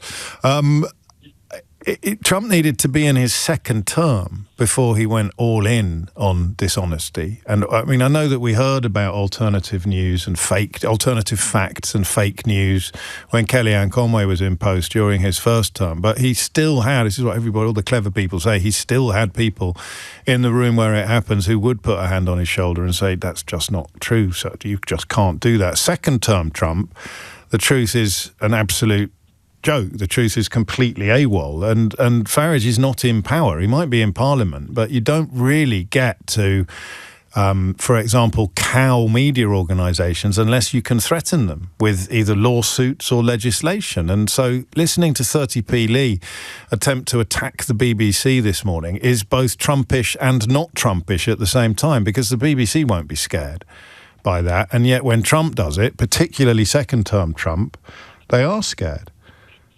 Yeah, well, I think there's two things here. One, Andy Burnham, he's under some serious pressure, but he's got to continue doing a job, because Nigel's only got to where he's got because both Labour and Conservative were failing. They were failing everybody who would bother to vote for him. That's why he's got to this stage. That's why Powell had a voice in the 60s, and that's why Mosley had a voice in the 40s. We know how this happens. And, you know, those of us who can be bothered to look back a little bit will see that these people come in when they come into these little weak points. Yeah, voting in Clacton. You know, I live in Sheffield. You know, I grew up in a largely white working class area of Sheffield. When I drive around there now to go and see my brother who lives at home, you know, all these flags all over there's 4 flags on some lampposts, on several lampposts. That was never there in the 60s, 70s, or the 80s when the National Front was strong in Sheffield. Right. You know? Yeah. So we know what changes, and people are almost disenfranchised from everything. And people say, I heard your caller who phoned from Clacton saying how these places are poor. These individual places are poor, but England is rich. You know, and we're spending money here now on things that don't come back. We're spending money on, you know, I can name them. There are other websites, but you know, Amazon, the money goes out of the country. On Apple, the money goes out of the country. And, you know, we have some serious decisions to make. Nigel, I think one is, so before, Andy Burnham's got to keep doing his, having a great start, and people stick with him. And if he has to go, then somebody else has got to come in who's going to continue trying to make some progress. The second thing is the Select Committee have got to take him to task. And they've got to hold him to task and not allow him to obfuscate, not allow him to say, to throw his toys out of the pram. They've got to make him answer questions, or they have to suspend him. It's as simple as that. It's funny, I've thought for some time that he's not very good at this. And I've sat there thinking a bit, either I'm the boy in the crowd who can see that the emperor's naked, or I'm completely wrong and everybody else is right. I'd hear people talk about how effective he is and how good he is. All he's ever done is give people a bogus grievance narrative. All he's ever really done is tell people that the reason why things haven't gone the way that they might have hoped is because of foreigners, or because of Brussels, or because of, latterly, the establishment, which is a palpably ridiculous position for him to adopt. And what's changed in the last 6 months is that he has actually been the subject of the victim narrative. So it's a big difference between saying to you, oh, don't worry, Rob, it's not your fault that things haven't worked out for you. It's the fault of the Polish lorry drivers, or it's the fault of those faceless bureaucrats in Brussels. Don't ask for any details because I haven't got any. All I'm giving you is something like a spittoon into which you can eject your unhappiness, and I get a vote every time the spittoon tings. But the last 6 months, it's been poor me with him, hasn't it? And last night was, in some ways, the apotheosis of poor me. The police have told me I'm not safe. That's a lie.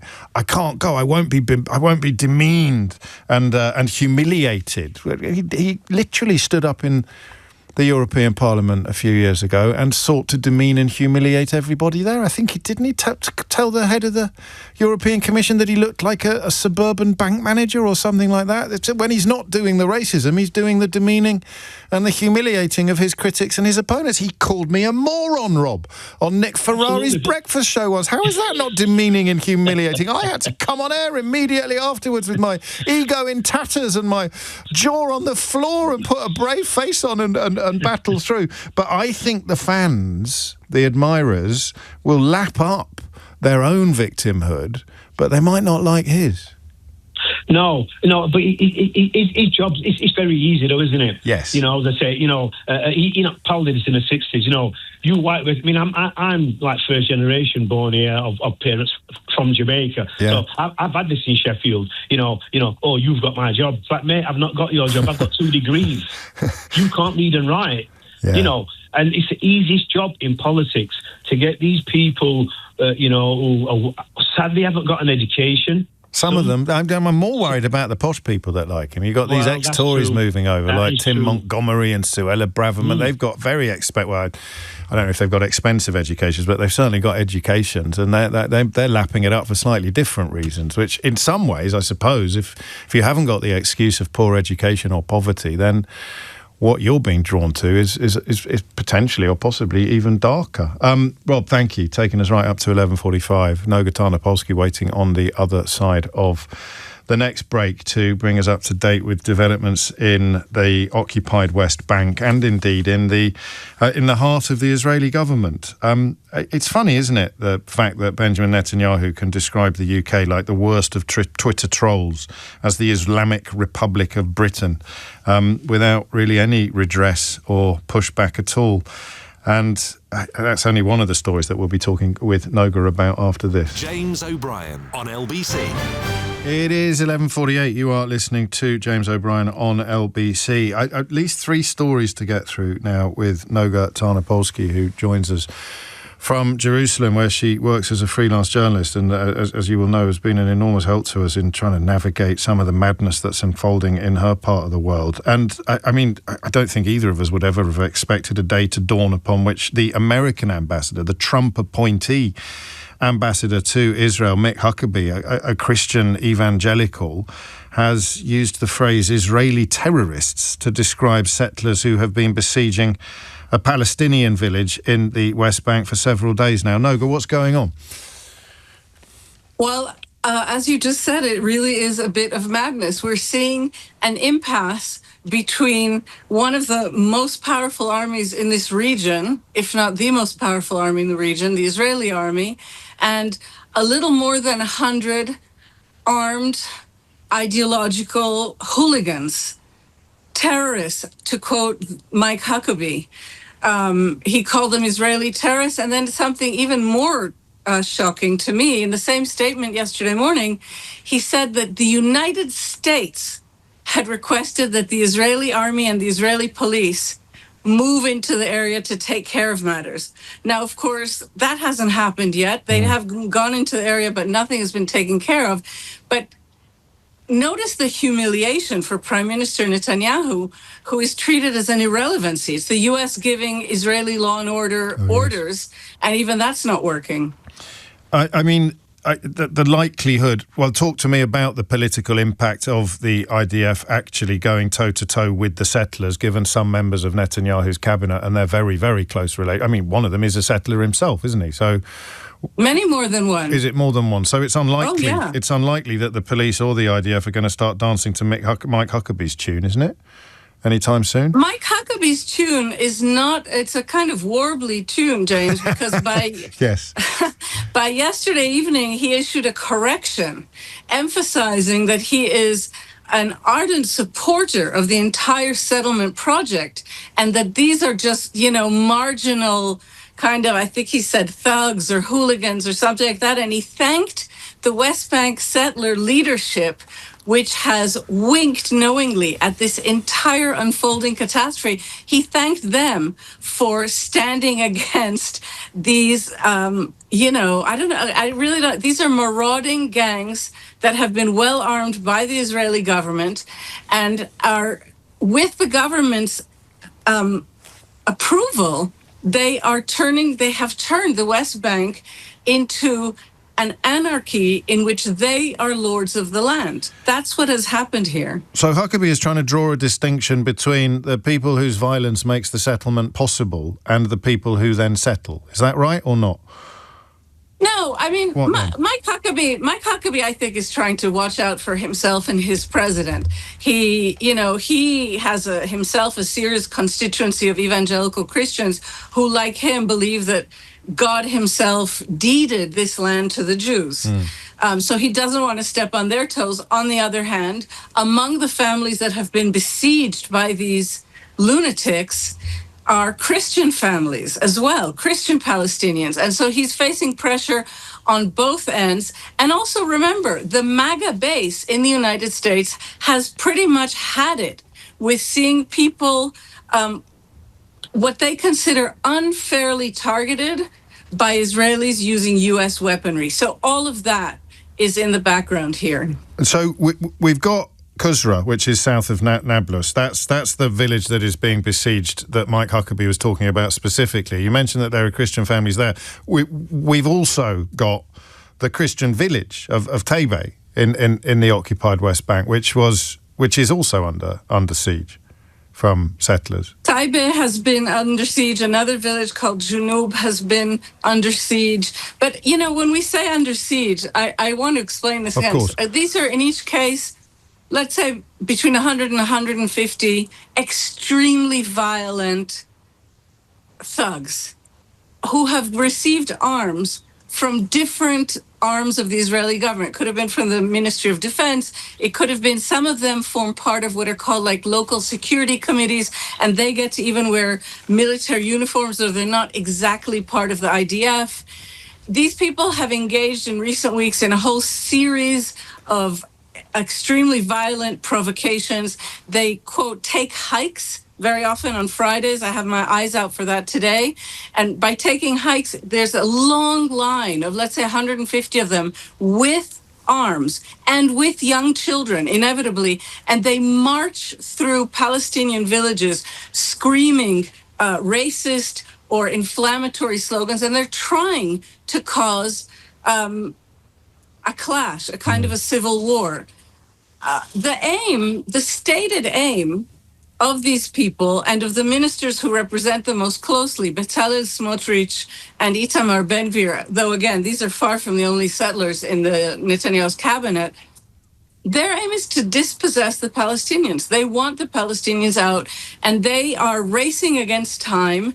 They think that they may lose the next election. And ahead of the October 27th election, they are willing, as I see it, to literally do anything to try and set this region on fire and in a kind of, Armageddon, take over the land. Remember that these people are religious fanatics. I don't know how else to describe them, even though that may sound impolite. That's a missing piece of the jigsaw for many people listening, myself included. The imminence of the election explains the turning up of the dial and the increase in the violence. And forgive me if this is a silly question.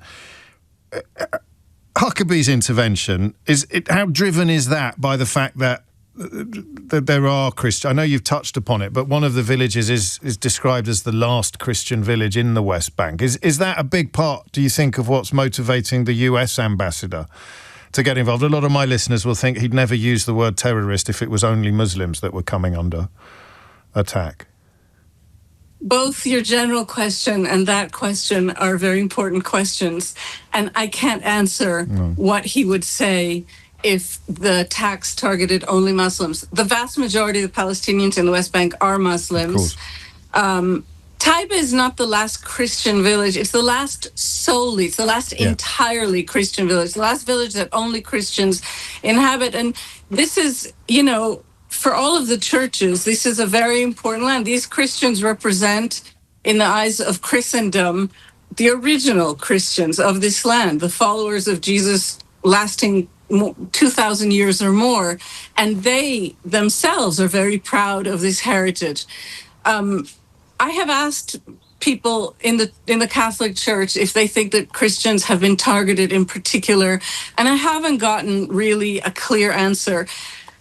And I respect that. I respect that no one's giving me a simple answer, because what we're seeing is an attempt at conflagration.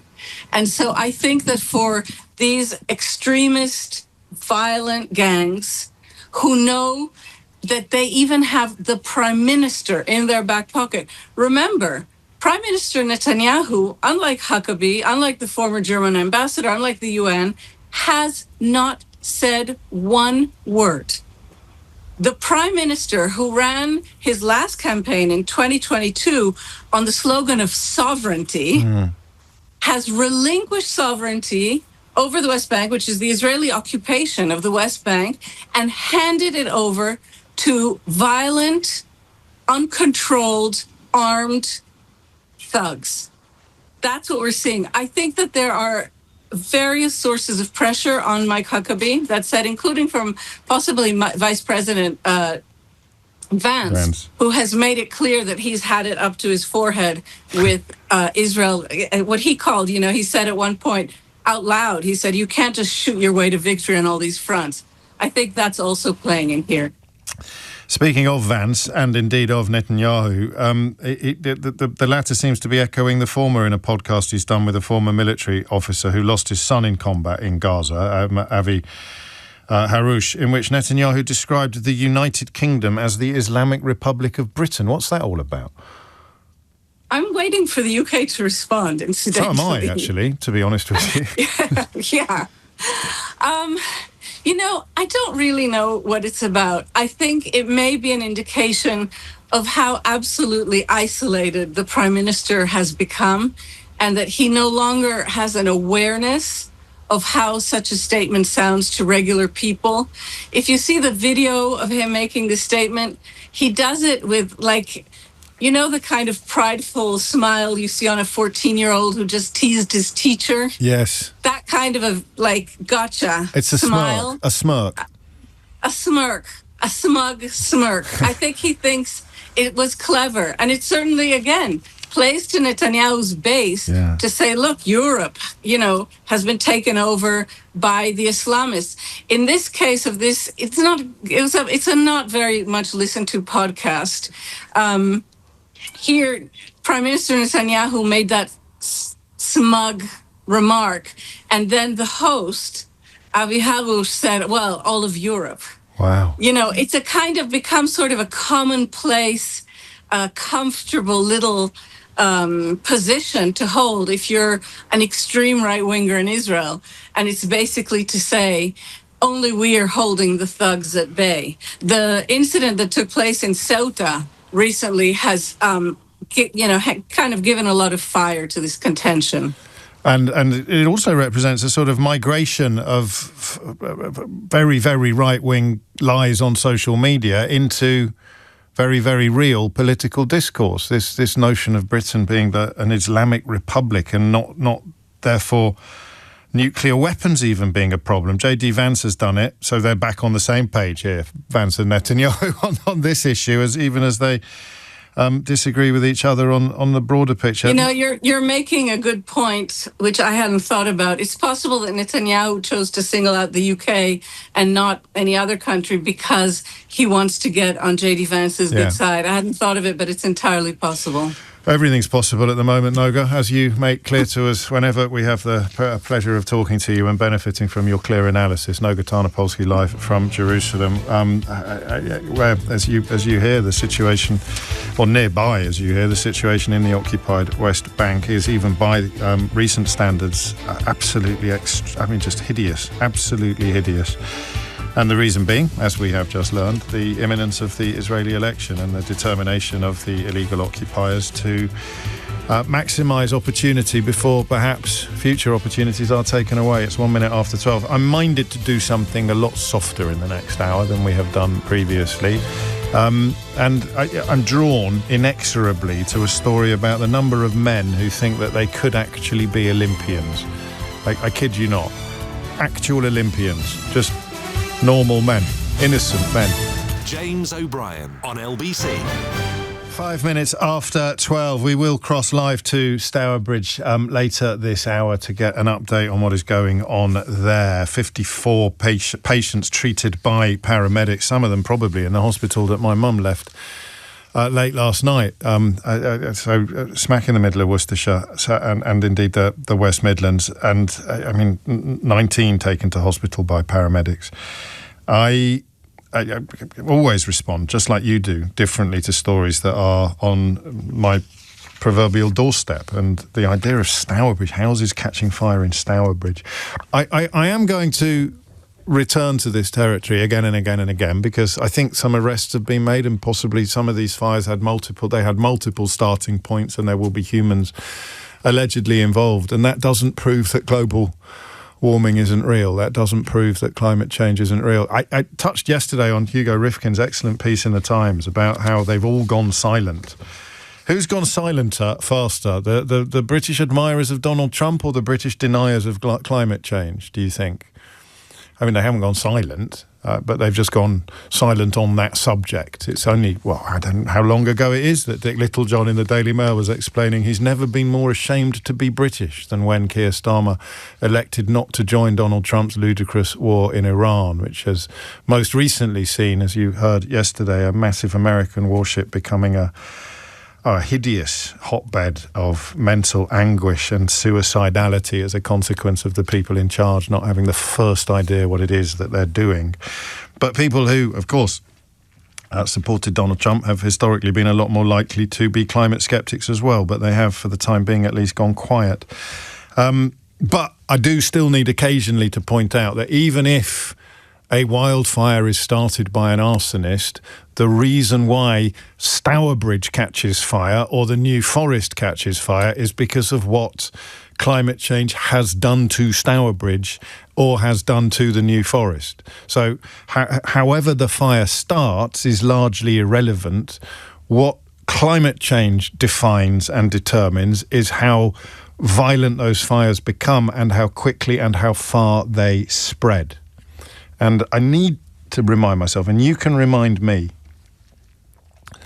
if I get a little bit previous about this, I need to explain that repeatedly and calmly, even if some of the people texting me to say, ha-ha, don't really deserve calmness and kindness, there will be other people listening who do.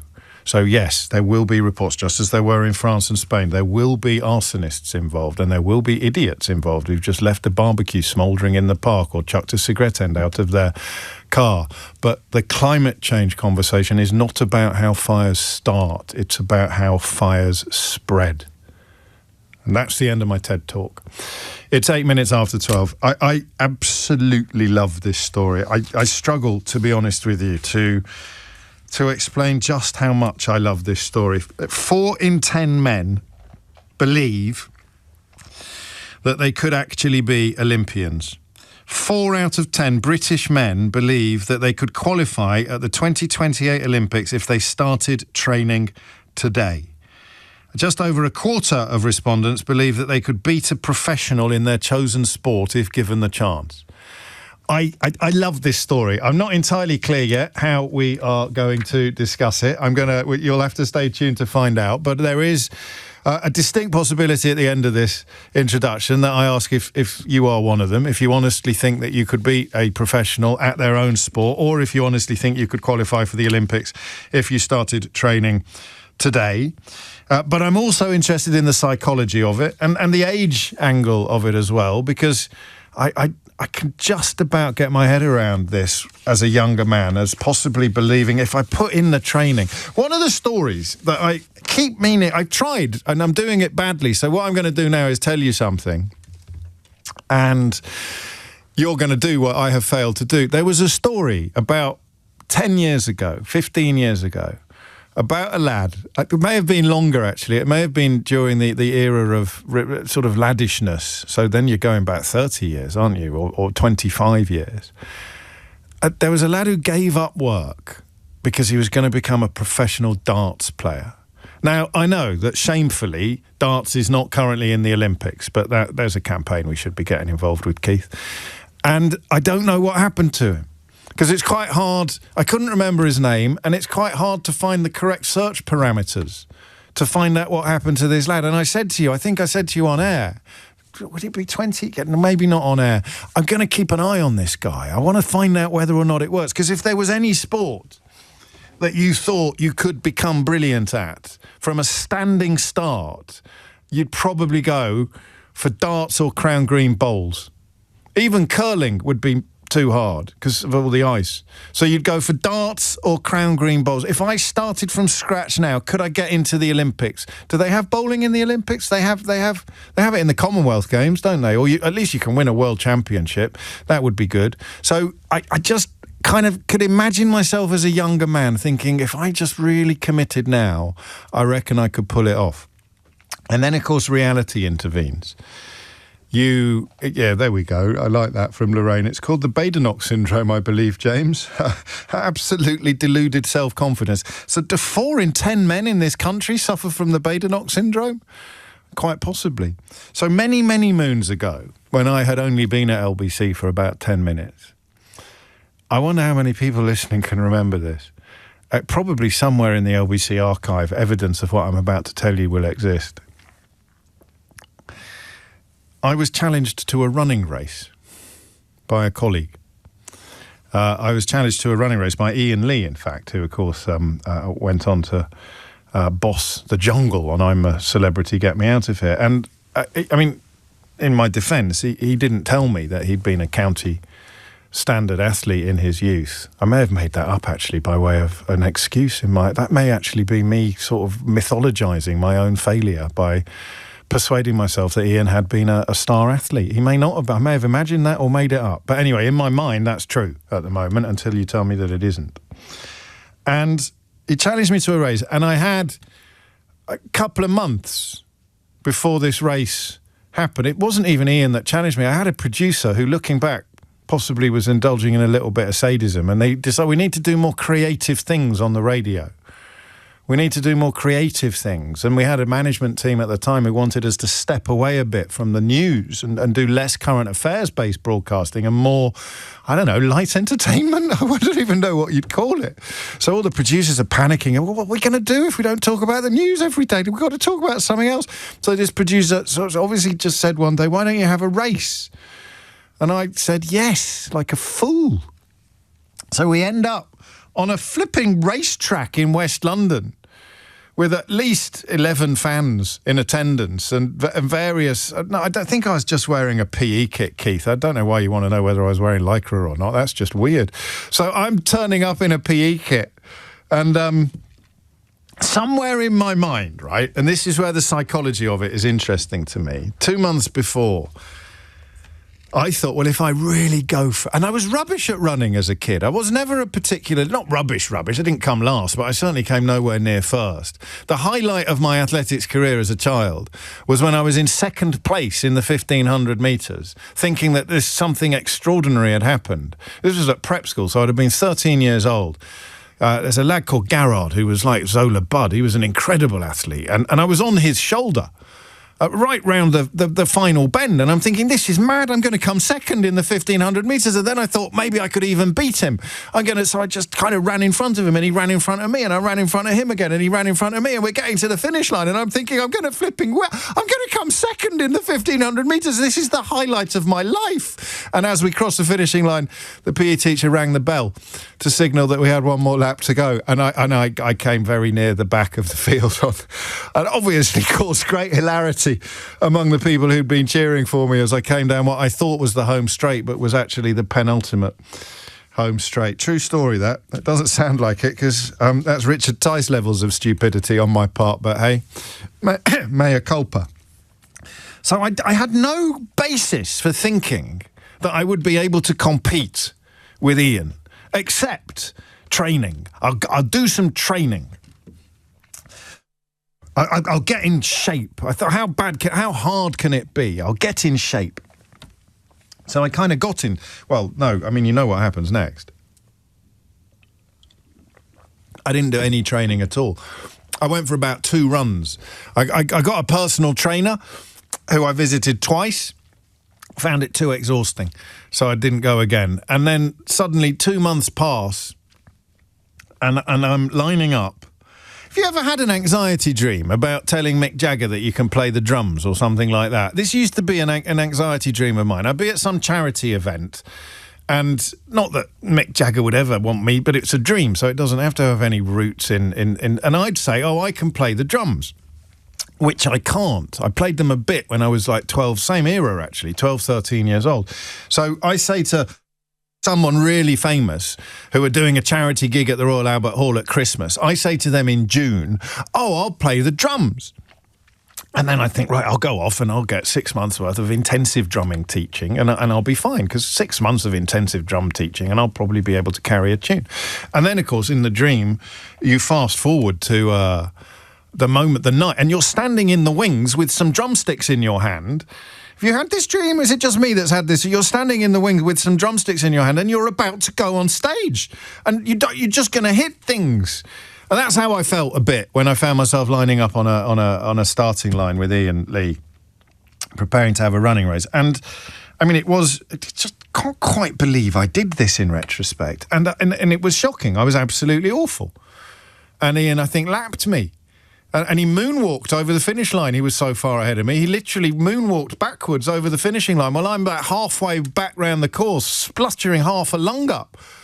Just insane. But psychologically, somewhere inside, for that moment or in those moments, I had persuaded myself that with the right training, not that I could run in the Olympics, I grant you, but that I could beat Ian Lee in a running race. The psychology of it just fascinates me. Is it an evolutionary advantage to believe this stuff? Because if you take 100 people who believe that they can achieve the impossible, maybe 1,000 people who believe that they can achieve the impossible, and 1,000 of them try and one of them actually does, then the sum total of human achievement has been advanced, right? One person has achieved the impossible. And none of them would have tried if none of them had believed it to be true. It's just you've got 999 casualties for the one success. 2,000 adults, 38% of men thought they could qualify for the Games if they received professional coaching and a strict training regime. 2 questions. The first is, this is why I take a long time sometimes to get to the question, because the better one comes out at the end, not the beginning. You are an elite athlete. You respond to this. How, I mean, if you are maybe not quite of Olympic level, but if you are Olympic level, then straight to the front of the queue and you may even get a Ray Liotta. So how do you respond to the idea that 4 in 10 men, and you know the figure is going to be a tiny fraction of that for women, isn't it? 4 in 10 men genuinely think that they could be in the Olympics if they started training tomorrow and had some good coaches. You might ring up to tell me, yeah, I reckon they could, but no chance at all. So that's question number 1. What do you, as an elite athlete, how do you greet the news that, look at 10 men, let's look at 10 men, wherever you are now. 4 of them think that they could be in the Olympics. You tried and failed, perhaps, despite being brilliant. It is hilarious on one level. So tell me what their chances would be. I don't think anyone is going to ring me in good faith. I don't want any self-appointed comedians today. In good faith, do you think you could make the Olympics in 2 years' time if you started training now? Hand on heart, you think that you could? And then the third question, which in a way explains this story. Could I? I mean, what about pistol shooting or something like that? There might, I did actually try to be a trampolinist once with an Olympic athlete. I nearly broke her wrist about 2 weeks before the Olympics. It was all caught on film as well, but I think that's probably disappeared into the LBC archive as well. Can you get, and this is more a question about me and age and missed opportunities than it is about the 4 in 10 men who think that they could be Olympians. Can you become really brilliant at something if you start quite late in life? There's a lad at the tennis, isn't there? Is he Lebanese? There's a gentleman at the tennis who is only ever in the veterans games, and he's wonderful and really funny. He's a great entertainer, but I don't remember him ever being in the, probably because of politics or geopolitics or something like that. But can you start really late? So question number 1, did anyone ever keep up with that lad who was giving up work to see if he could become a darts professional? Question number 2, do you honestly think you could make the Olympics if you started training now? Question number 3, as an elite athlete, what are the odds of somebody else being able to start tomorrow and be right up there with a chance by 2028? And then question number 4, if we wanted to, what would we do? What would we do? The shooting. Would it be the shooting? And think of Eddie the Eagle in the ski jump. That's what you'd be like if you did it. You'd be an absolute joke. I mean, a plucky joke, if you like, but there's no earthly way you'd be able to do this. Or is there? 0345 6060 973. And then, of course, the psychology of it. What is going on in the minds of these men? And you can all answer that. We can all answer that question. What is going on in the minds of these men? And rather than it being something ridiculous and hilarious, is it possibly a good thing? Is it to the benefit of the species that 4 in 10 men think that if they started training tomorrow, they could be in the Olympics in 2028? Hit the numbers now, you will get through. 0345 6060 973. James O'Brien on LBC. 22 minutes after 12. Actually, there is a more serious question here, isn't there? Which is about just how hard is it to be an elite athlete? Because I suspect most of us haven't got a clue. I like this message here from Matt, who's in Northampton. I used to play for a football fans team, and we played West Brom, whose side were made up of ex-academy players who'd been told at 16 that they weren't good enough to go on to the next level, right? They wiped the floor with us without even breaking a sweat. They were even kind enough to start going easy on us when they were about 8 goals up. And I can't believe how much quicker they were than us and how technically brilliant. It really makes you realise how many levels these people are above you while still not being anywhere near the level that you would need to be playing at the top level in professional football. Most fans of football are convinced they could manage a team from the stands. But the ones who think they can play are a different kettle of fish altogether. I was at Kiddie last weekend. I was at Hornchurch last weekend watching Kiddie play, and I was doing that.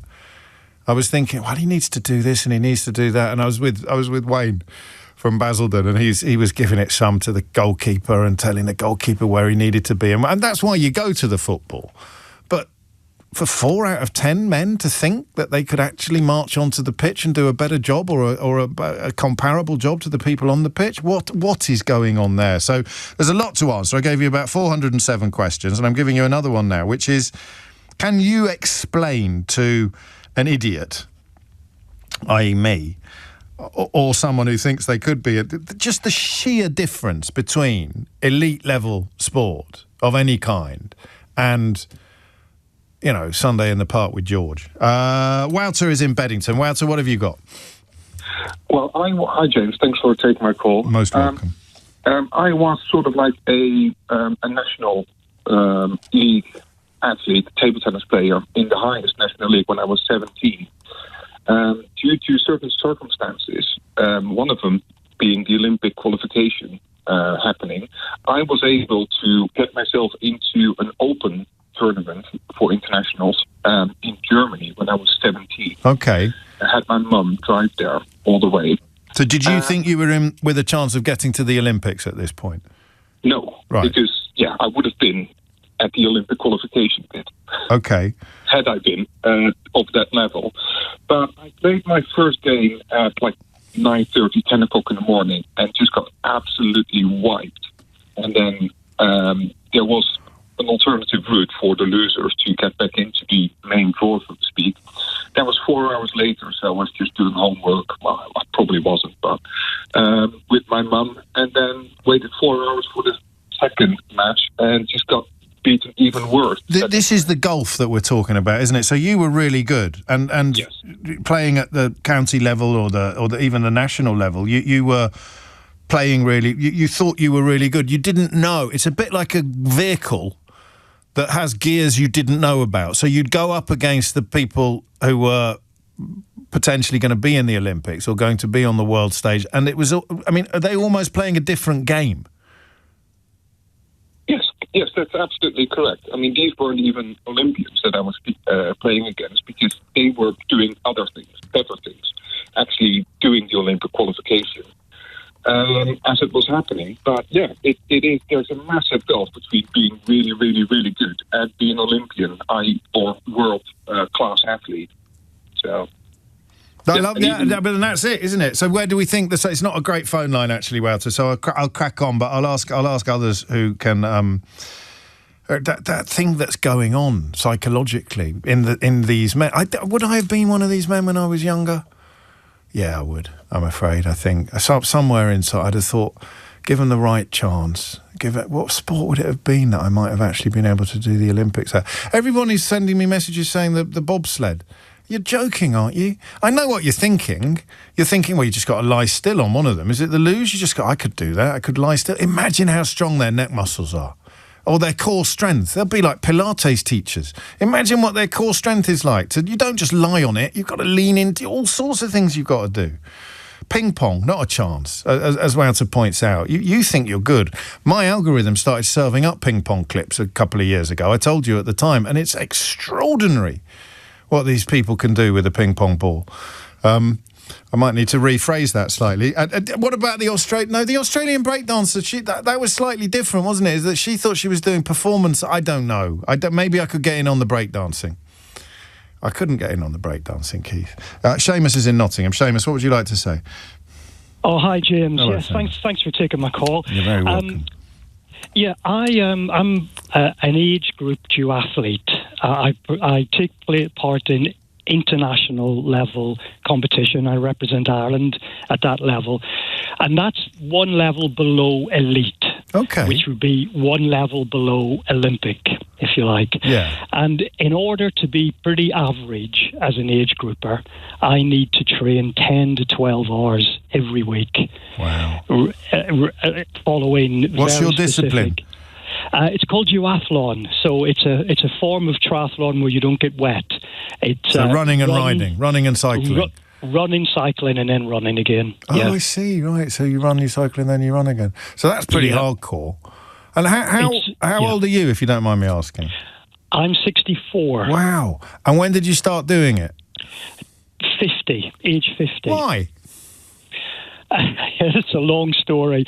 It was a bet I had with my daughter, and the bet was if she did something that I would take part in a duathlon. I'd never run in my life. It wasn't something I was interested in. Well, except for the bus. You'd never done it at an athletic. That was about it. That was about it. That would leave me puffed out.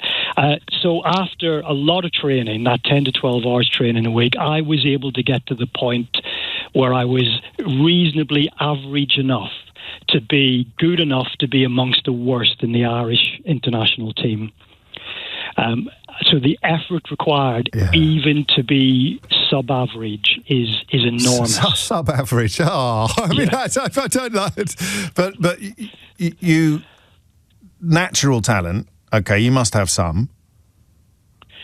Well, yes, there must be some in there. I can certainly finish, and I don't come last in races. And then training. So natural talent and then training. What on earth are these lads thinking? Because they can't have... if they had like oodles and oodles of natural talent, then they'd already be doing something, wouldn't they? Or their talent would already have been spotted. And then the training level. So there's just a huge naivety about just how much training is involved, even as you say, at the level 3 or stage 3 of the age group. Yes. Athletics. There's a huge naivety in what's involved, and also there'd be a considerable misunderstanding about just how much effort you need to put in order to achieve an incremental performance improvement. Yeah, okay, that's the Dave Brailsford stuff, isn't it? Is the tiny improvements. What's your best ever result, Seamus? Best ever result? Well, again, that depends. When I run in, and this is a good example, when I run in local and regional races, I'll usually come in the top 3, and from time to time I'll win. Yeah. When I'm at international, I'm a spectator at the back. And also ran. Yeah, literally. I really am. Because those guys at the front have hardly had any degradation of their performance abilities. These 60-year-old guys are running like teenagers and they're cycling like teenagers. They're just so much better than the rest of us. That's interesting. And I bet you're better off for it, though, in every other way, aren't you? You'd be a wonderful ambassador for the benefits of taking it a little bit seriously, especially later in life. But yeah, that golf is what fascinates me. So the more you talk about it, the more obvious it is that these lads are just idiots. All of them, 4 out of 10, could be in the Olympics. What's wrong with them? Or possibly what's right with them? What is the psychological rationale for, even now, in this age of mass communication, when you can see, you know what the training regime of somebody is, or you can see the ludicrous physical anomalies that make someone like the Torpedo such a magnificent swimmer, and you're looking at that and you're thinking, yeah, I reckon I was pretty tasty back at Kidderminster Baths. Back in the day, I could cut a rug. I was all right, and you think, yeah, I reckon I could. What is going on there? 12:32 is the time. James O'Brien on LBC. It is 12:35. You're listening to James O'Brien on LBC. A couple of you mentioning that we haven't talked about wildfires in other parts of the United Kingdom today. I've touched on Stourbridge because that's where the scenes have been most severe, and also because it is right in my neck of the woods. I grew up at the next town along in Kidderminster. I know Stourbridge quite well, but of course there are still serious problems in other parts of the United Kingdom as well, which we will continue to cover on LBC. But it is to Stourbridge that we go next, because our Midlands reporter George Ike is there, still on the scene, as indeed are various appliances. George, what's the latest? Well, James, at the moment, the question really is from a lot of residents, when can they go home? They've obviously been out of their homes for a substantial amount of time at this point. They stayed, some of them overnight in the town hall, some of them in a local boarding school's dormitories, some of them even sleeping in their cars. But that then brings the next question, James. Is there a home to go back to? We know that at least 6 houses were on fire here yesterday. I spoke to one lady who lived with her very poorly mother, who was in her late 80s. They had a thatched roof on their house, and that was the first to go. And by the time she spoke to me at around 8:30, 9 o'clock yesterday evening, their entire house had burnt to the ground. There are lots of houses that have been completely destroyed. I don't know the exact number, but I'd say it's into low double figures. I don't know anybody personally that's lost their house, but it was very, very scary. The actual fire has got close to a number of my neighbours, but thankfully, they've come here this morning and they're okay. But there are a lot of houses locally which have burnt down. And it's going to take a number of days, I think, to really count the toll of what's happened. Now, James, that's Simon Markey, who's the chairman of the golf club here, and that is quite a crucial voice in this conversation, because it was him yesterday out on the golf course who saw these flames ripping up across the other side of the road. The flames then blew across the road into the hedgerow of the golf club before lighting part of the golf course and the grass set on fire. And then someone from the office here at the golf club rang the fire service to come and deal with this. And then that was the start of many hours of intense firefighting. I mean, what can you see now? I mean, the idea of a house, but 6 houses, in fact, being burnt, not necessarily to the ground, but to be rendered entirely uninhabitable. How close together were the houses? And how was it contained?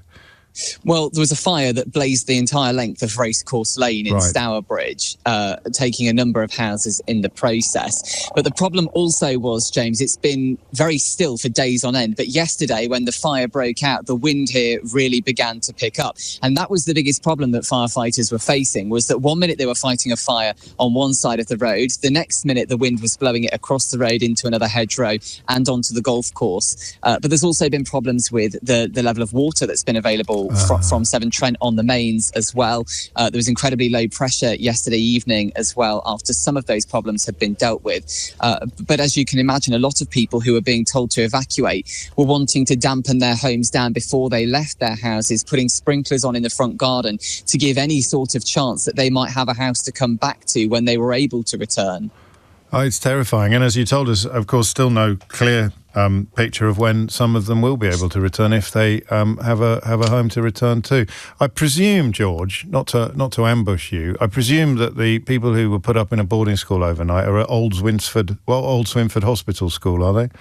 That is very correct, James, yes. A little bit of local knowledge for you there. And in the longer term, this is a phone-in that we've done in the past with regards to floods, but not to fires. People are going to be having to rebuild their entire lives, aren't they? Well, I heard from one chap this morning who had converted a bungalow, built it into the most beautiful house across 2 years, has been living there less than a year, and virtually the entire house is now uninhabitable. But it is now, I mean, the fire is now out, in conclusion. Largely, yes. Right. There are still some significant hotspots. So that noise you can possibly hear is the police air service helicopter above me. They also have a plane that has been doing loops pretty much constantly since around 5 o'clock yesterday, trying to monitor those hotspots with thermal cameras so they can continue to dampen them down. Because the point is, James, it's still incredibly hot today and still incredibly dry. So any hotspots could then lead to more fires breaking out. And that is essentially what they were dealing with yesterday, was lots of little fires by the late evening, which are obviously much more difficult to fight, really. George, thank you. If you need a cup of tea, you know my mum's just down the road. I'll pop to Kidderminster, James. It is where I stayed last night. Thank you. No worries. George Ike there, live from Stourbridge, where, as you've heard, those wildfires have been more or less contained, but only after at least 6 families have seen their houses more or less completely destroyed. And, of course, many others, the smoke damage will be hideous, you know, not just the smoke damage, but the sheer smell of things. If you had thick, acrid smoke billowing through your building, then you're not going to get back to normal in a hurry. It is 20 minutes to 1. Back to another thing, actually. I don't know why I've got so many questions about this, but also the moment when you realised the gulf. So, you know, you thought you were really good, a bit like Wouter with his table tennis. You thought you were really good at something, and you were.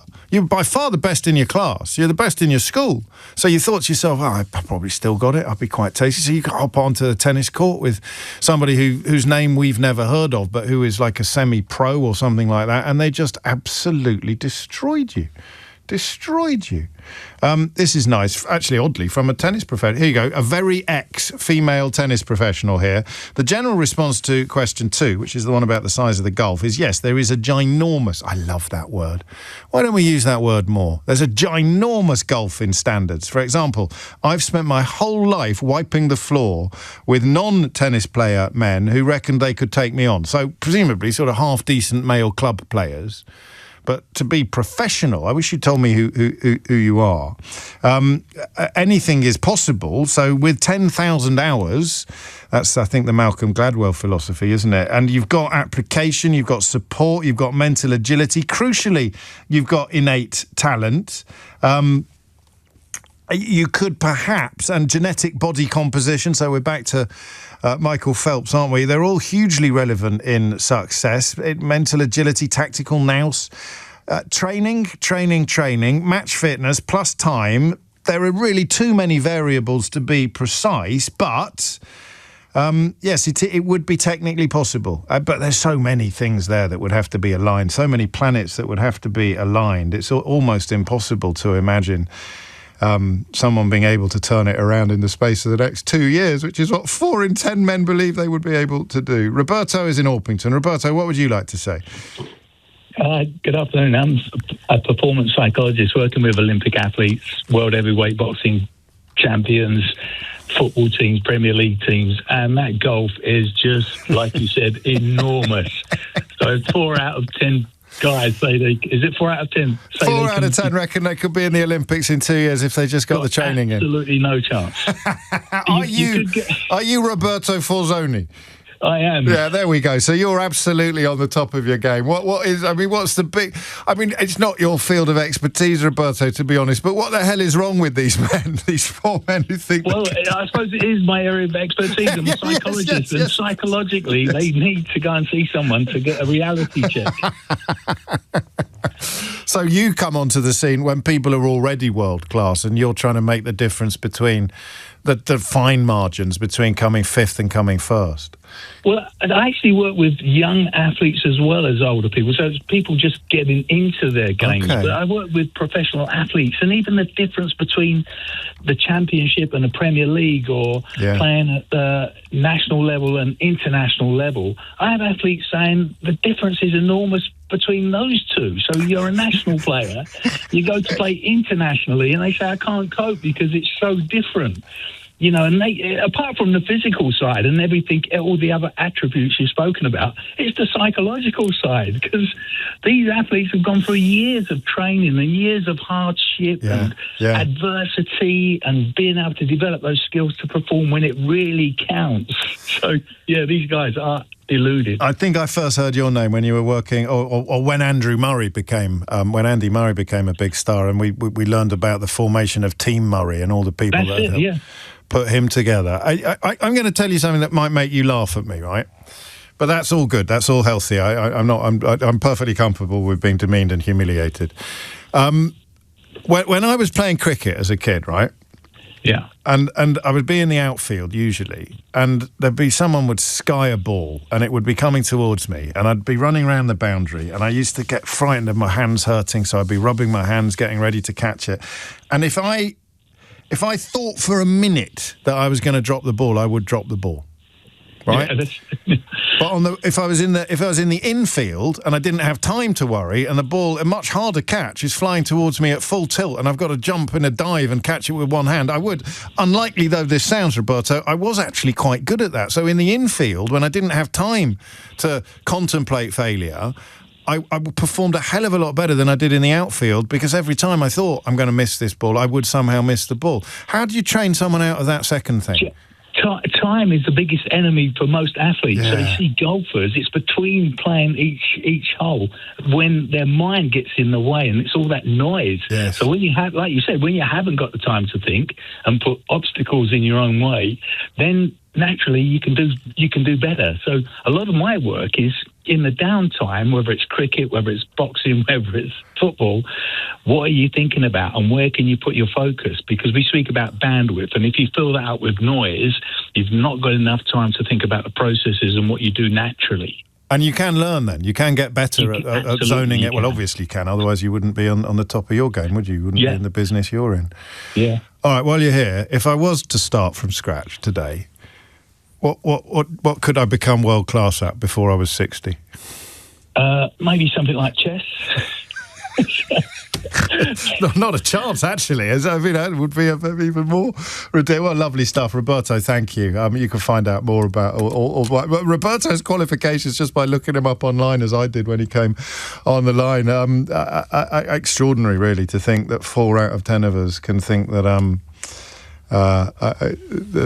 the 4 out of 10 of us think we could make the Olympics if we started in 2 years' time. I was quite good at cricket, Pete, I'll have you know. I was quite good at fielding. I played against you, James, and actually you weren't quite good at cricket.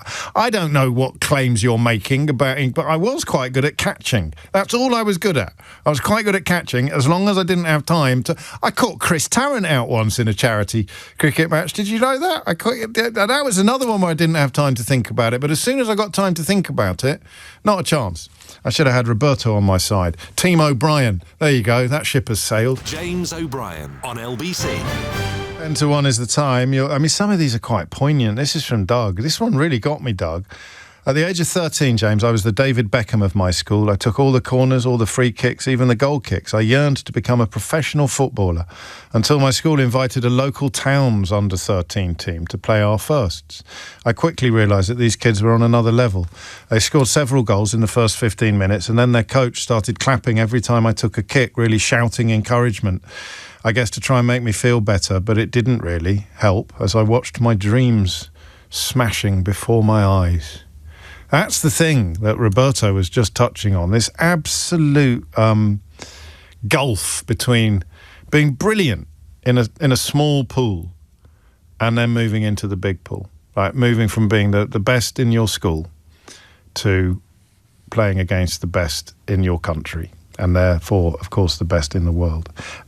James is in Chesterfield. James, what made you pick up the phone?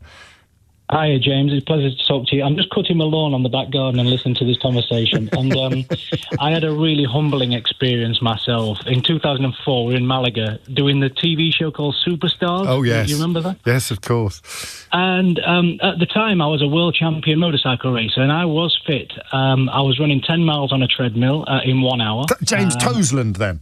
It is. Well, fantastic. This is great. That's two surnames in the last two calls that I've plucked from the ether. Go on. So, yeah. So, I mean, for people who... Let's just get rid of the jokers who think you don't have to be very fit to be a world champion motorcyclist. You've got to be in peak physical condition to do that. It's not easy. To rattle a motorcycle around 160 kilometres, 160 kilograms at 220 miles an hour, it's quite physical for 40 minutes. And I did go down to Malaga thinking that I'm going to show these boys a thing or two. And there was Linford Christie, there was John Regis, there's Ewan Thomas, the current British 400-metre champion record holder at the time. And I went in with the inexperienced confidence of an athlete in a different field completely, thinking I was going to show them a thing or two. And my God, I went back to my motorcycle paddock and put my helmet and leathers back on, and I thought I'll stick to this. There was one particular event, the 1,000-metre run. Yeah. And it was against Ewan Thomas, and I thought, right, Ewan, you're having it, because I was a runner. I did enjoy my running as part of my training. We set off together, and the setting off together bit lasted about 10 metres. And I was at 100% pace at this point, and then realised that he was about 25% pace. And he kicked on, left me for dust, and then kicked on again for a sprint finish with the other guy he was racing against. I can't remember who it was at the time, but they were all the legends there doing the Superstars programme. I hope you sacked your agent. What on earth? How did you end up there? That's just extraordinary. Well, it was a competition where they got all different sports. No, I remember it. I mean, I remember Superstars. This was the resurrection of it, wasn't it? It was when it wasn't the first time around when Brian Jack. Brian Jack was a judo player, and he used to win it. So you were perfectly reasonable thinking that you might be able to make a massive impact. I won the gym competition. I was going to ask the squat thrusts and the lunges, squat thrust, lunges and dips. I won that particular event.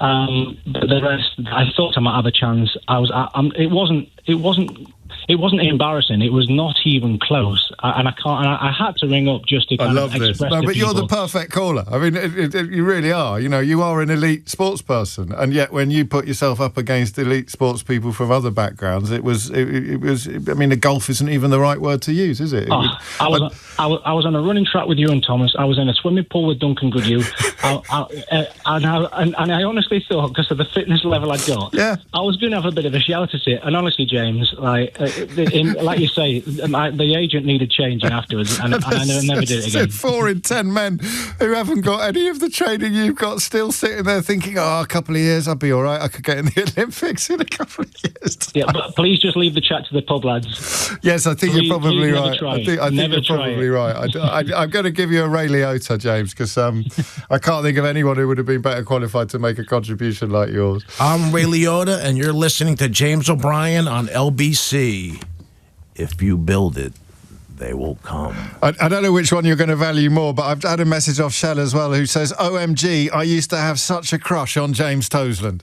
Thank you, I appreciate you. You do a fantastic job, my friend. You're a star. Have a great weekend. Thank you. 12:54 is the time. Speaking of stars, the guest on this week's Full Disclosure, one of my favourites in a while, actually. And, you know, I love almost everybody that comes on Full Disclosure. I was quite intimidated by this one, which is odd, given that Amelia de Moldenberg is considerably younger than me. You will know her, even if you think you don't. Of course you know who Amelia is. She's best known for Chicken Shop Date, but has subsequently seen her career move on to all sorts of levels, all of which we talked about in the course of a full hour on Full Disclosure, as is our wont. A tiny little flavour of which...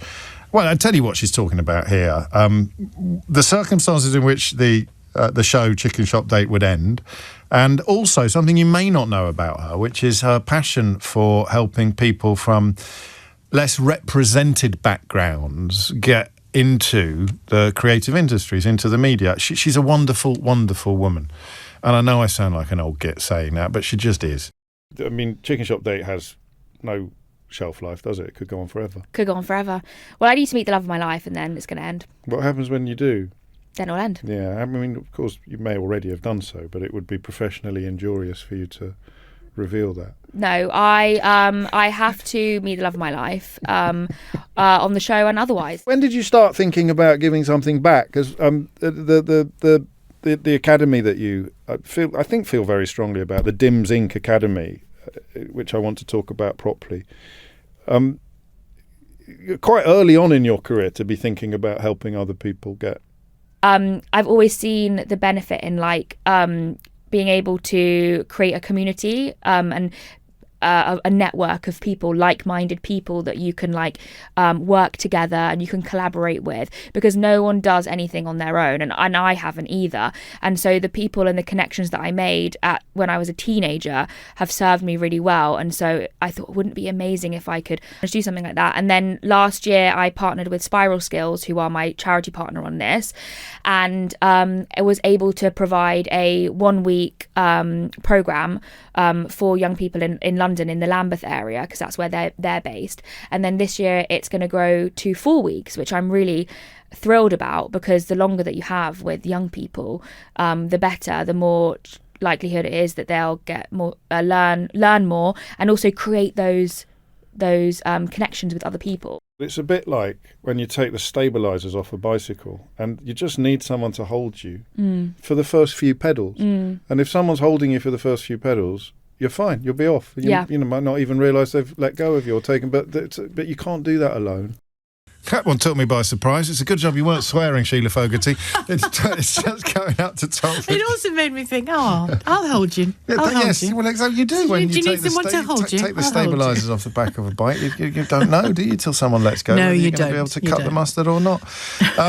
That is this week's Full Disclosure with the rather wonderful Amelia de Moldenberg. And that is almost it for this week. I need to say thank you to someone who sent me, I think it's Robert in Canada, who sent me an enormous mat for my enormous mug, which I forgot to bring into the studio today. So you'll have to take my word for it. And I also want to say hello to a listener whose daughter accosted me in Leicester Square earlier this week, Paul Cole, who listens every day, I'm told. So thank you, Paul. And Caroline, your daughter, is a credit to you. But that is it from me for today. If you missed any of the show, you can listen back on our free Global Player app or the LBC app, where you can also stay up to date with all the latest news, videos and opinions. You can listen to a range of podcasts, including James O'Brien Daily, the best bits from this show every day. Download the official LBC app for free from your app store now. James O'Brien on LBC.